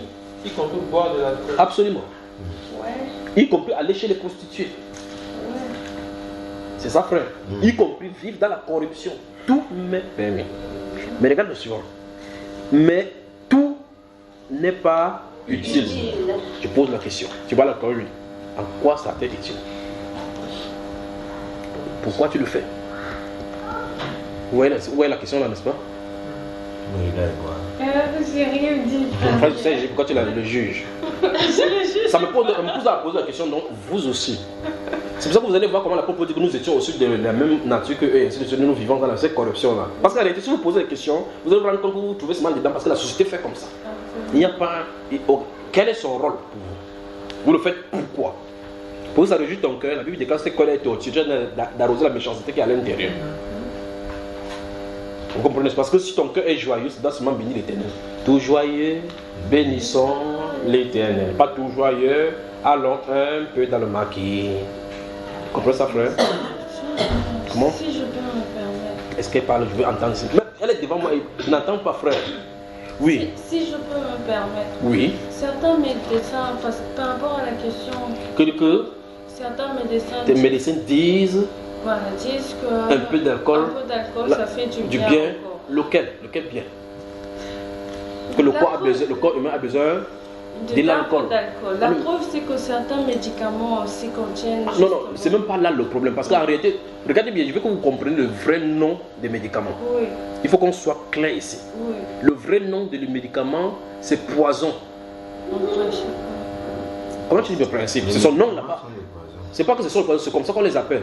Parce qu'en réalité, ce que vous prenez dans le corps, c'est pour empoisonner le corps. C'est pas ça, frère? En anglais, c'est poison.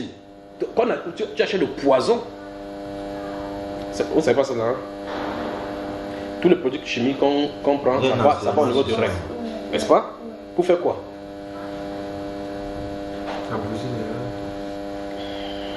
On a des problèmes. Déjà, résolvons le problème de l'autre scientifique là avant d'avancer. Donc, ça veut dire que le corps humain a besoin d'alcool. Les premiers alcools ont commencé sur la terre à quel moment là déjà? Avec Noé. Avant lui, il y avait des gens. Ouais. Ils vivaient comment? Sans alcool.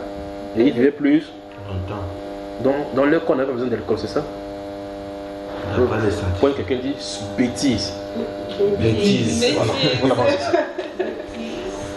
Donc les hommes avant vivaient longtemps, maintenant on boit davantage, maintenant on meurt. Et vous dites que ce corps a besoin d'alcool. Le corps a plutôt horreur de cela. Ça fait beaucoup de bien. La boisson tue. Ça détruit le corps au fur et à mesure, ça détruit. Ça tue beaucoup de gens. Tout m'est permis, mais tout n'est pas utile. Tout m'est permis, mais je ne me laisserai asservir par quoi que ce soit. Les aliments sont pour le ventre et le ventre pour l'aliment. Les aliments. Donc, ça dit si quelqu'un voyage, il met la drogue, il avale la drogue dans son ventre. C'est pas fait pour la drogue. Parce qu'il y a des gens qui passent dans le douane, il va passer pour qu'on fasse, avec les drogues dans le ventre. On dit que les aliments c'est pour le ventre. Et le ventre pour les aliments. Et Dieu détruira l'un comme l'autre, c'est-à-dire les aliments et le ventre. Mais le corps n'est pas pour l'impudicité. Gardons-nous à l'esprit que lorsque nous lisons Proverbe chapitre 23 tout à l'heure, on a mis en relation l'alcool avec l'impudicité. Nous sommes d'accord dessus? Comme nous ne sommes pas d'accord, c'est ce qu'on a lu là-bas aujourd'hui. Voilà. Maintenant, regardez. Il dit, il est pour le Seigneur. Et le Seigneur pour le corps. Vous voyez, soyez saints dans toute votre conduite. Dans 1 Timothée, dans 1 Thessaloniciens chapitre 5 verset 23, il est dit que tout votre être, votre corps et votre esprit soient gardés. Non. Irréprochable. Jusqu'à là. Donc ça dit que vous pouvez, si vous voulez boire véritablement bien, attendez que le Seigneur vienne s'inscrire pas, vous pouvez boire. Pas ça, frère? Voilà. Donc s'il ne vient pas, quand il finit, il prend le corps, il part, et on peut boire avec le reste du corps. Parce qu'il a dit qu'on garde ça irréprochable. Zacharie, lui, il suivait la gloire de Dieu de façon irréprochable. Frère, je oui. Juste pour édifier, moi de ma part, j'ai rien à voir avec l'alcool, mais juste pour pousser un peu l'idée. Oui. Il y a des gens qui disent, parce que j'ai déjà eu échangé avec certains frères et sœurs, ils disent que le corps ne nous rapproche en rien et ne nous éloigne pas de Dieu. Donc l'alcool, c'est... Non, lisons ça. Puisque Dieu, mais si nous sommes devant le verset 13 à partir, c'est... Il dit, regardez bien, les aliments sont pour le ventre et le ventre pour les aliments. Et Dieu détruira l'un comme l'autre. Mais le corps n'est pas pour l'impudicité. Ce qu'on avait lu là, non? Oui. Il est pour le Seigneur et le Seigneur est pour le corps. Ça contredit clairement cette pensée.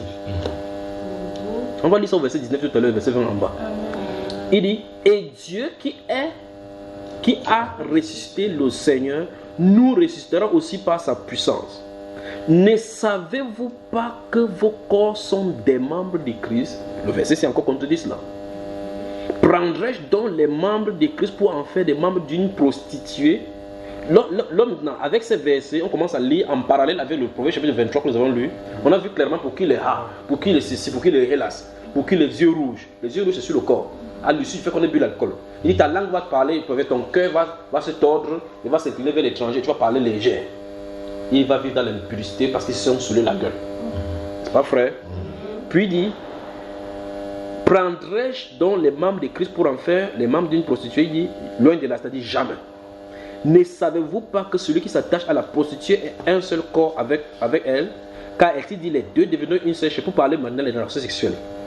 Mais celui qui s'attache au Seigneur est avec lui un seul esprit. Vous ne pouvez pas prendre les choses de la chair, vous mélanger les choses du Seigneur, ça ne peut pas marcher.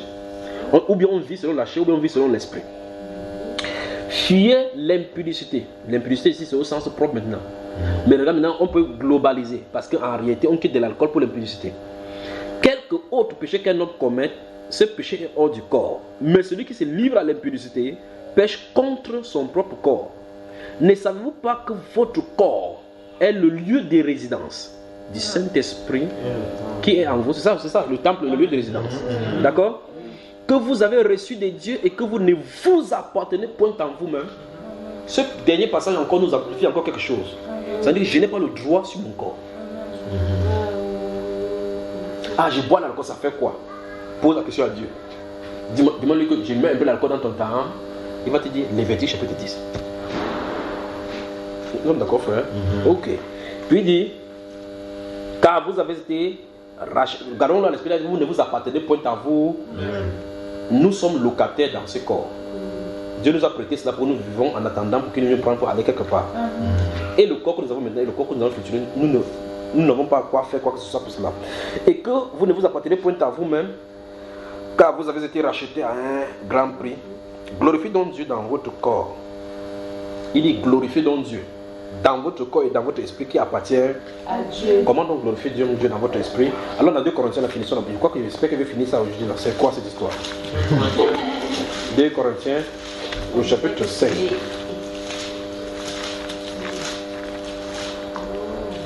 Quand vous quittez 2 Corinthiens, il va vous titiller maintenant, il va vous lâcher.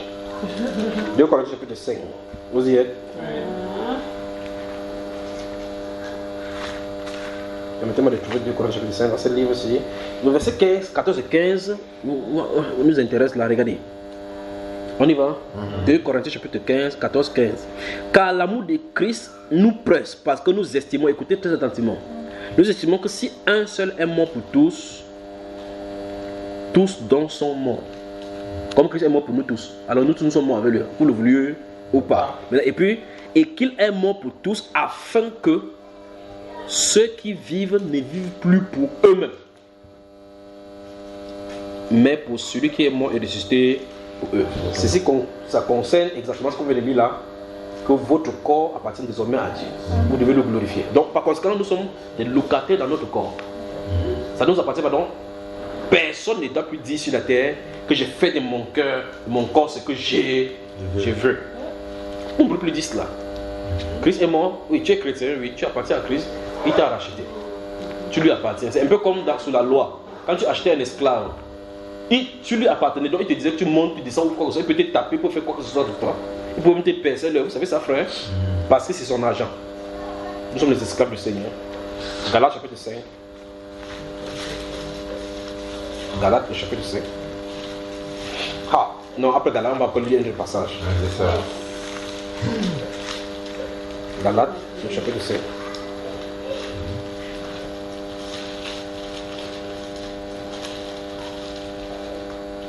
On y va.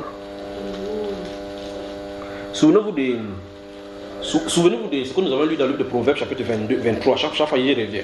Pour qu'il les ha, pour qu'il les discute, pour qu'il les dispute, pour qu'il les bagarre. Hein? Ok. Chapitre 5, lisons à partir du verset 16. J'ai dit donc, marchez selon l'esprit et vous n'accomplirez pas les désirs de la chair. Le but de cet questionnement et de cette investigation que je vais faire maintenant, c'est de savoir dans quel camp se trouve le désir de boire l'alcool. Car la chair, sous réserve, qu'on ait compris qu'on est mort avec Christ, le corps appartient à Christ. Car la chair a des désirs contraires à ceux de l'esprit, et l'esprit en a des contraires à ceux de la chair. Ils sont opposés entre eux afin que vous ne fassiez point ce que vous voudriez. Je veux que vous pointez quelqu'un. Pointe quelqu'un. Dis quand tu veux boire là. Quand tu veux boire, C'est le désir de la chair ou bien de l'esprit. c'est le désir de la chair. Verset 18. Si vous êtes conduit par l'esprit, vous n'êtes point sous la loi. Donc il n'y a pas de condamnation pour vous. Parce que normalement vous avez fait ce qui plaît à Dieu. Or, les œuvres de la chair sont manifestes. Donc c'est évident. Ce sont 1, 2, 3, 4, 5, 6, 7. Ça, on a retrouvé toutes ces choses-ci dans le livre des Proverbes, chapitre 23. C'est autre, 8. Oui. Oui.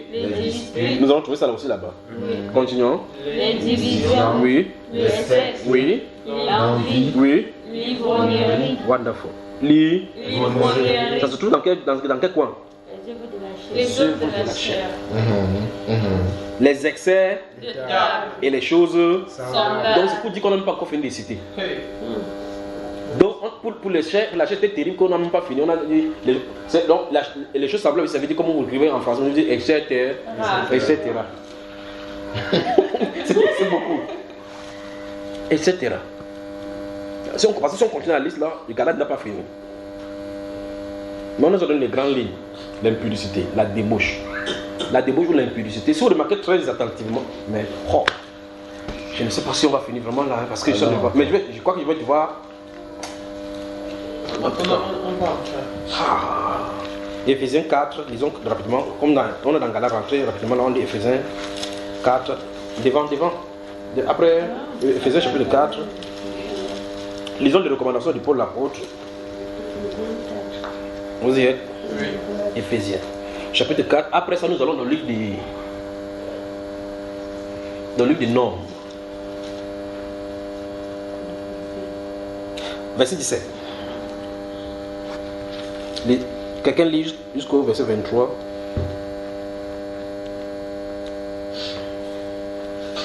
Voici donc ce que je dis et ce que je déclare dans le Seigneur. C'est que vous ne devez plus... Frère, rapproche-toi comme ça.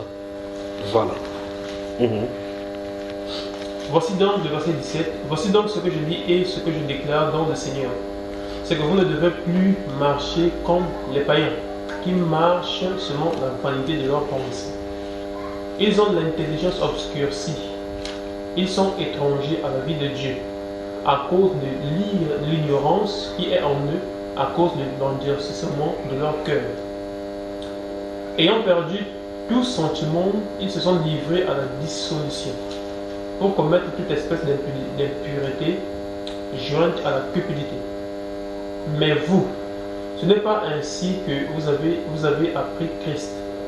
Si du moins vous l'avez entendu et si, conformément à la vérité qui est en Jésus, c'est en lui que vous avez été instruits à vous dépouiller au eu égard à votre vie passée du vieil homme qui se corrompt par les convoitises trompeuses. Alors, donc, ça veut dire que d'après ce qu'on a dit, Paul a dit ici clairement, lorsqu'on est en Christ, on marche dans le Seigneur, il y a un style de vie qu'on doit plus vivre. Parce qu'il a cité dans le chapitre 5 des Galates, il a mis etc. quelque part. Ici, il y a eu égard de votre vie de convoitises trompeuses. Donc, les convoitises de notre chair qui nous faisait la tromperie, pourquoi qu'on vit bien à 100 à l'heure. Donc, on doit avoir une instruction qui nous dépouille de cela. Pas vrai? Je sais des faits parce qu'il faut que je finisse. Nombre chapitre 22. Notez Nombre chapitre 22, 23 et 24. On va prendre le chapitre 23. Notez le Nombre chapitre 22, 23, 24 et 25 même.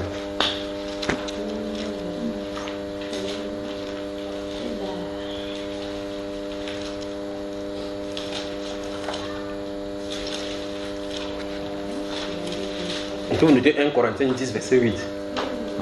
C'est grave. Oui, ça me chauffe là-dedans. Mais moi, je suis obligé de lâcher ça rapidement pour quitter là, parce que ça m'aide.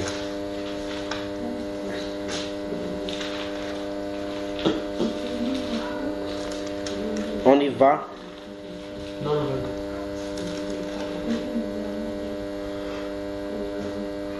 Dès que vous êtes prêts, on y va.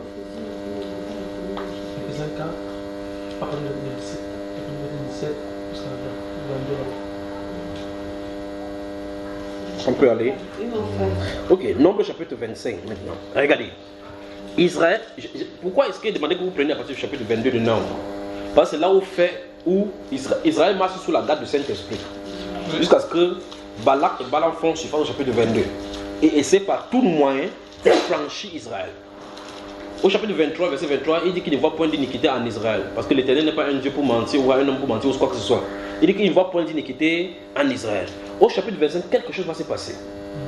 Chapitre 25 donc, Israël demeurait à Sittim et le peuple commença à se livrer à la débauche avec les filles de Moab.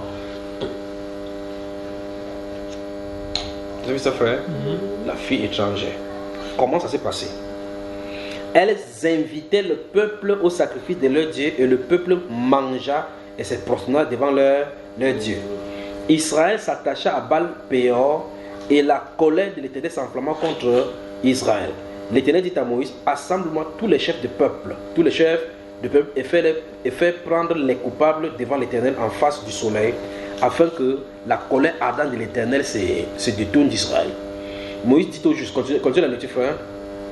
L'Éternel dit à Moïse, assemble tous les chefs du peuple et fais prendre les coupables devant l'Éternel en face du soleil, afin que la colère ardente de l'Éternel se détourne d'Israël. Verset 5. Moïse dit aux juges d'Israël que chacun de vous tue ceux de ces gens qui se sont attachés à Baal-Péor. Dans ce tu le vois, tu mets le couteau dans son ventre. Voici une partie sombre de l'histoire d'Israël. Allons-y. Et voici un homme des enfants d'Israël vint et amena vers ses frères une Madianite sous les yeux de Moïse et sous les yeux de toute l'assemblée des enfants d'Israël. Tandis qu'il pleurait à l'entrée de la tente d'assignation, à cette vue, Phiné, fils d'Éléazar, fils du sacrificateur Aaron, se leva du milieu de l'assemblée et prit une lance dans sa main. Il suivit l'homme d'Israël dans sa tente, et il les perça, puis l'homme d'Israël, puis la femme par le bas-ventre. Et la plaie s'arrêta parmi les enfants d'Israël. Voilà le jugement. Si vous lisez le livre des 1 Corinthiens chapitre 10, je vous ai donné verset 8, le verset 7 dit que selon qu'il est écrit, le peuple s'assit et mangeait et buvait et s'éleva pour se divertir. Et la plaie s'est en... Ça c'est un autre cas un peu de mange. Là ils sont allés dans la volupté. Au chapitre 32 des Odes, quel livre vous êtes là-dedans? Non. Ok, rentrons donc derrière. Donc. Au chapitre 32, disons le verset 6 tout simplement.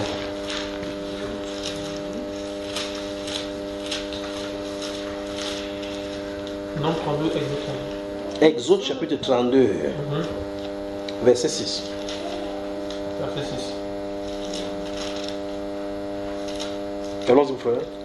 Le lendemain, ils se levèrent. Exode chapitre 32, verset 6. Allons-y. Vous voyez ce qu'ils sont en train de faire là? Vous voyez ce qu'ils sont en train de faire? C'est la fête de quoi? C'est quoi? Alors, Le verset 6. Le lendemain, ils se levèrent le bon matin et ils offrirent des holocaustes et des sacrifices d'action de grâce. Le peuple s'assit pour manger et pour boire, puis ils se levèrent pour se divertir. c'est diverti. Donc lors du divertissement, on se célèbre, on s'entraîne. La Bible déclare. L'Éternel dit à Moïse, va, descends car ton peuple que tu as fait sortir du pays d'Égypte s'est corrompu. Stop. On est entré dans une phase, tout simplement toujours à cause de manger et de boire. Tu peux fermer la Bible dans le désir de la chair. Le plaisir de la chair. Donc fermez la Bible, donc tu as compris. Ok. Je peux maintenant vous poser la question. Et la même question, je me pose. Et par conséquent, je pose à tous ceux qui nous écoutent. Pourquoi tu bois? Comme tu bois l'alcool, on boit pourquoi? Parce qu'en réalité, vous allez voir que il y a des gens pour se moquer. Quand tu lui dis, ah mon frère, je te donne de l'eau, il dit, si tu me donnes l'eau à la maison, je vais boire quoi? Il n'y a pas d'eau à la maison. Il n'y a pas d'eau à la maison. Comment il peut venir chez toi, tu m'offres encore l'eau? Vous voyez le problème, n'est-ce pas?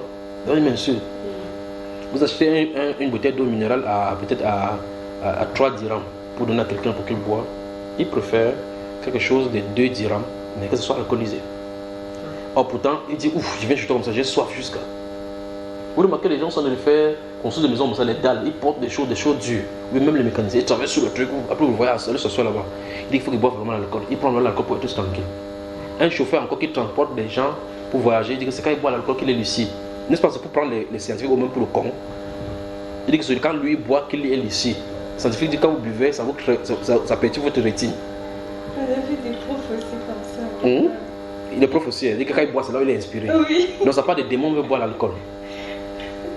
Alors la question c'est pourquoi on boit cela? Quel est le but? C'est le Saint-Esprit qui vous demande de le faire, ou encore est-ce le désir de l'Esprit de le faire? Non. Que le Seigneur vous bénisse. Amen. Bonne soirée. Oui frère. Une question là. Le problème c'est que c'est que tu as. Ok, donc j'aurais dû dire que non, on ne doit pas boire, non? J'aurais dû dire. J'aurais dû dire non. Si vous voulez que je vous dise la question, non, oui, je le fais. Donc le sommet c'est non, oui, non. Non. Merci pour le développement. Oui frère. C'est mieux de connaître la parole que de s'arrêter juste sur le lieu et sur le nom. Parce que quand quelqu'un va Argumenter. Expliquer, il va falloir qu'on ait au moins les références. Et merci encore une fois de plus. C'est moi que vous remerciez.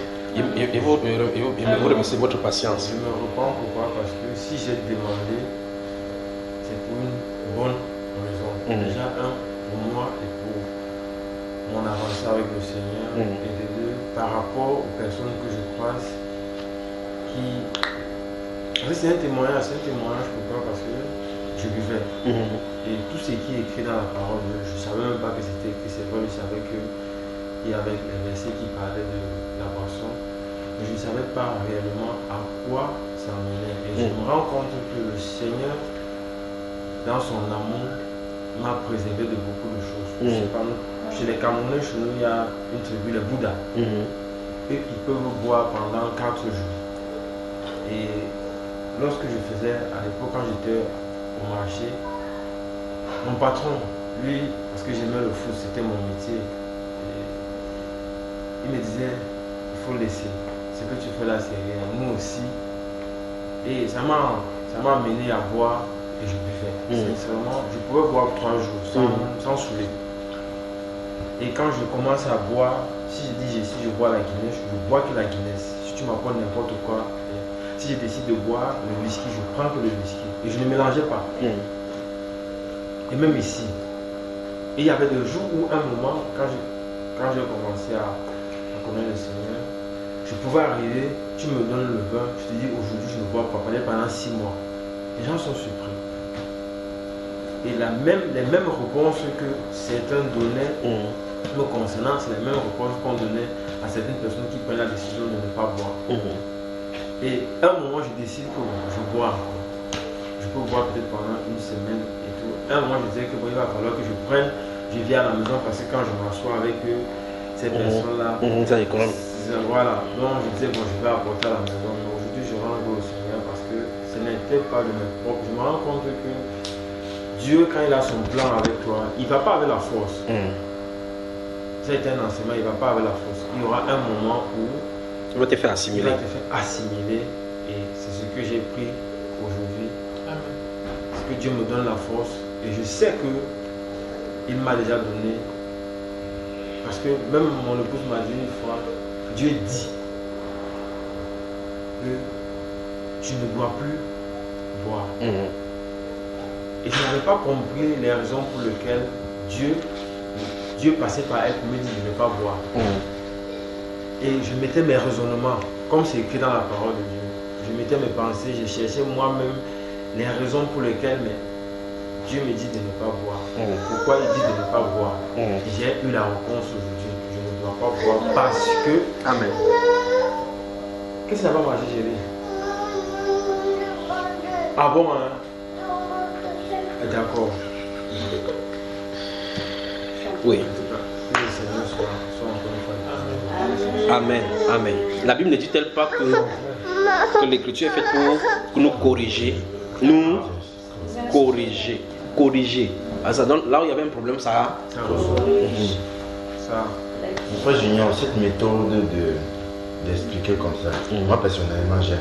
Parce que ça permet que, même si tu as compris, même si tu es du commande de compréhension, tu peux faire la saisir. Mais cette méthode, j'ai remarqué que quand nous essayons par exemple de mettre ceci en pratique avec ceux qui sont en face de nous, c'est difficile. En faisant comme ça, en les parlant ainsi. C'est-à-dire en cherchant à développer, chercher les moyens les plus faciles. Comme tu vois, ça c'est une réponse que tu aurais pu donner et on quittait sur ça. Oui. On tombait sur le passage du proverbe, on quittait directement sur ça. Oui. On lisait au moins 2 chapitres, 2 versets là-bas, on quittait derrière ça. Mais cette méthode-là, quand nous essayons de le mettre en pratique, c'est un problème. Moi, je suis devant vous, vous me posez la question. Et puis j'en ai parlé, sans que je suis poussé, il a développé dans cette direction. Ça dépend de moi, moi je me suis fatigué depuis. Donc, ne cherchez pas de méthode, laissez-vous justement guider. Parce qu'avant de venir au milieu de vous, je n'ai pas préparé des versets pour cela. D'accord, frère? De tout, c'est que, à force de t'écouter. Oui, on veut faire comme ça. Non, c'est pas qu'on veut faire comme ça. C'est comme déjà, nous sommes remplis. Non, cette attitude-là, on devient habitué à cela. À prendre du temps et chercher là où c'est plus clair possible d'expliquer. Ça devient un peu comme si on fait comme toi. Tu vois un peu. Mais les gens non, l'explication ne se trouvait pas au début. Mais ça se trouvait à la fin. Non, je ne suis pas. Non, l'explication a été donnée depuis. Je sais pas si c'est à la fin que moi j'ai compris pourquoi on ne doit pas voir. Là où c'est écrit les roues et les rats. Donc ça veut dire que le gars arrive à un niveau où il ne sait même plus où il se trouve. Il dit hala, il dit ah. Et c'est ce qui se passe quand tu vois quelqu'un qui est ivre. Parce que mon papa, je demande ça pourquoi? Parce que quand mon papa buvait, quand il est touché, il vient, il y avait un poteau devant la maison. Oui. Il se couche à main, le dos est couché et il pose les pieds comme ça jusqu'au matin. Le pied dort suspendu. Le pied dort suspendu jusqu'au matin, sur le ciment. D'autres, tu vois quelqu'un, le caniveau, je ne sais pas s'il y a ça chez vous, là où l'eau passe là, il met la tête sur l'autre côté Le corps est dans le caniveau, les pieds sont de l'autre côté. Il est en plein goudron. Il dort jusqu'au matin. C'est sa famille qui vient le soulever. Il va continuer à la maison. Il dort le lendemain, Il dort le lendemain, il continue. Encore, je lis encore ça pour la gouverne. Proverbe chapitre 23, le verset 29. Pour qu'il ait pour qu'il ait hélas, pour qu'il ait dispute, pour qu'il ait plainte, pour qu'il ait blessure sans raison. Il tombe dans le caniveau, ça brûle la tête ici, ça casse les pieds. C'est tout ce que le verset explique, c'est clair. Pour qu'il ait les yeux rouges. On répond, pour ceux qui s'attachent auprès du vin. Pour ceux qui vont déguster du vin mêlé. Donc tout ça, hélas, tout ça c'est pour eux. Puis on dit, ne regarde pas le vin qui paraît d'un beau rouge, qui fait des perles dans la coupe et qui coule aisément. Il finit par mordre comme un serpent et par piquer comme un basilic. Tes yeux se porteront sur des étrangères, donc sur des prostituées. Et ton cœur parlera d'une manière perverse. Ton cœur. Donc tu commences à avoir des pensées bizarres. Tu peux tromper la femme. Une fille vient te servir, tu tapes ses fesses. Bam. Et tu ne sais pas qui t'avait pris, t'acheter et payer toute la vente ici. C'est la qui tu as fait. C'est ma qui tu as fait après. On parlait même de ça revient à ce qu'on parlait de ce gars qui est mort là. Il faut faire un constat. C'est quand il prenait beaucoup d'alcool qu'il était inspiré. Il peut parler pendant presque 2 heures sur le net avec l'alcool à côté. Les grossièretés autres. Les grossièretés, merci de m'avoir préservé. Que Dieu vous bénisse. Oui. J'avais une question là rapide. Est-ce qu'il y a une différence entre évangéliser et prêcher? Oui, il y a une différence entre évangéliser, prêcher, exhorter, prophétiser. Tout ça, non, il dit qu'il y a une différence. Ça c'est un lancement, on ne peut pas glisser là-dessus en confondant avec ceci. Donc c'est Dieu voulant. Amen. On a dit un sujet qu'on va traiter. Mais est-ce qu'on a toute la journée? On a toute la journée. Évangéliser, prêcher et ainsi de suite. De toutes les façons, c'est qu'on peut voir même venir faire souvent si on fait un peu autre chose. Non. Voilà. Je ne dis pas qu'on est un sujet. Que le Seigneur soit glorifié. Amen. Que le Seigneur soit glorifié. Moi, en tant que prédicateur, je dis à vous chrétiens, vous êtes libres. Si vous voulez tuer vos parents pour avoir de l'argent, tuez-les. Vous voulez sacrifier parce que tout vous est permis. Vous êtes sous la grâce. D'accord? Vous voulez avorter. Avorter. Vous voulez entrer dans la formation pour avoir de l'argent. Entrez. Mais Dieu, ça prend tout le monde là. Amen. Amen. Posez-vous la question. Est-ce que c'est le désir de la chair ou c'est de l'esprit? Que le Seigneur vous bénisse. Amen. Bonsoir au Maroc. Bonsoir. On peut incliner la tête là, on prie. Tendre Père, tu nous as enseigné aujourd'hui les différentes voies de la sanctification. Tu nous as montré au Dieu de gloire que dans toute notre conduite, nous devons être saints. Et tu as dit au Dieu de gloire, les chrétiens aujourd'hui, c'est tag être des sacrificateurs selon l'ordre de Melchisedec. Et les exemples de sacrifices au Dieu de gloire dans l'ancienne alliance, tu nous as appris que l'alcool et le vin étaient des sources de souillure et de l'impurité. Et nous, en tant que sacrificateurs, devions savoir distinguer ce qui est impur et ce qui est pur, en fait, d'enseigner ça à ton peuple de façon perpétuelle. Mais tu as dit que tout m'est permis, mais tout ne m'est pas utile. Donne-nous de comprendre toutes ces choses-là, Dieu de gloire, afin que nous vivions dans la sainteté. Donne-nous de comprendre que la sainteté, au Dieu, c'est dans beaucoup de domaines, dans plusieurs dimensions. En l'occurrence, dans les 3 dimensions de notre être, le corps, l'âme et l'esprit. Donne à mon frère, à ma soeur, de regarder, de sonder les Écritures pour voir la sanctification au niveau de la chair et savoir de quoi il est question. De regarder la sanctification au niveau de son esprit et de savoir de quoi il est question. Et regarder la sanctification de son âme pour regarder de quoi il est question. Quelles sont ces choses qui suivent l'âme, qui suivent le corps, qui suivent l'esprit. Et d'y travailler, car tu as dit qu'on soit saint dans toute notre conduite. Donne-nous, Dieu de gloire, de vivre dans la sainteté, parce que tu as dit que tu nous as appelés, toi tu es saint, nous devrions être saints. Que ton nom soit glorifié. Pour ceux qui vivent dans l'alcool, Père de gloire, je prie que tu les amènes à ton trône et que tu les montres. Pour ceux, au Dieu de gloire, qui pensaient que ce n'a pas d'importance, amène-les au Dieu de gloire, à leur faire comprendre au Dieu de gloire qu'il s'agit au Dieu de gloire d'une autre phase de l'impudicité. Que ton nom se soit glorifié. Au nom de Jésus-Christ. Et que le peuple du Maroc dise Amen. Amen. Que Dieu vous bénisse. Amen.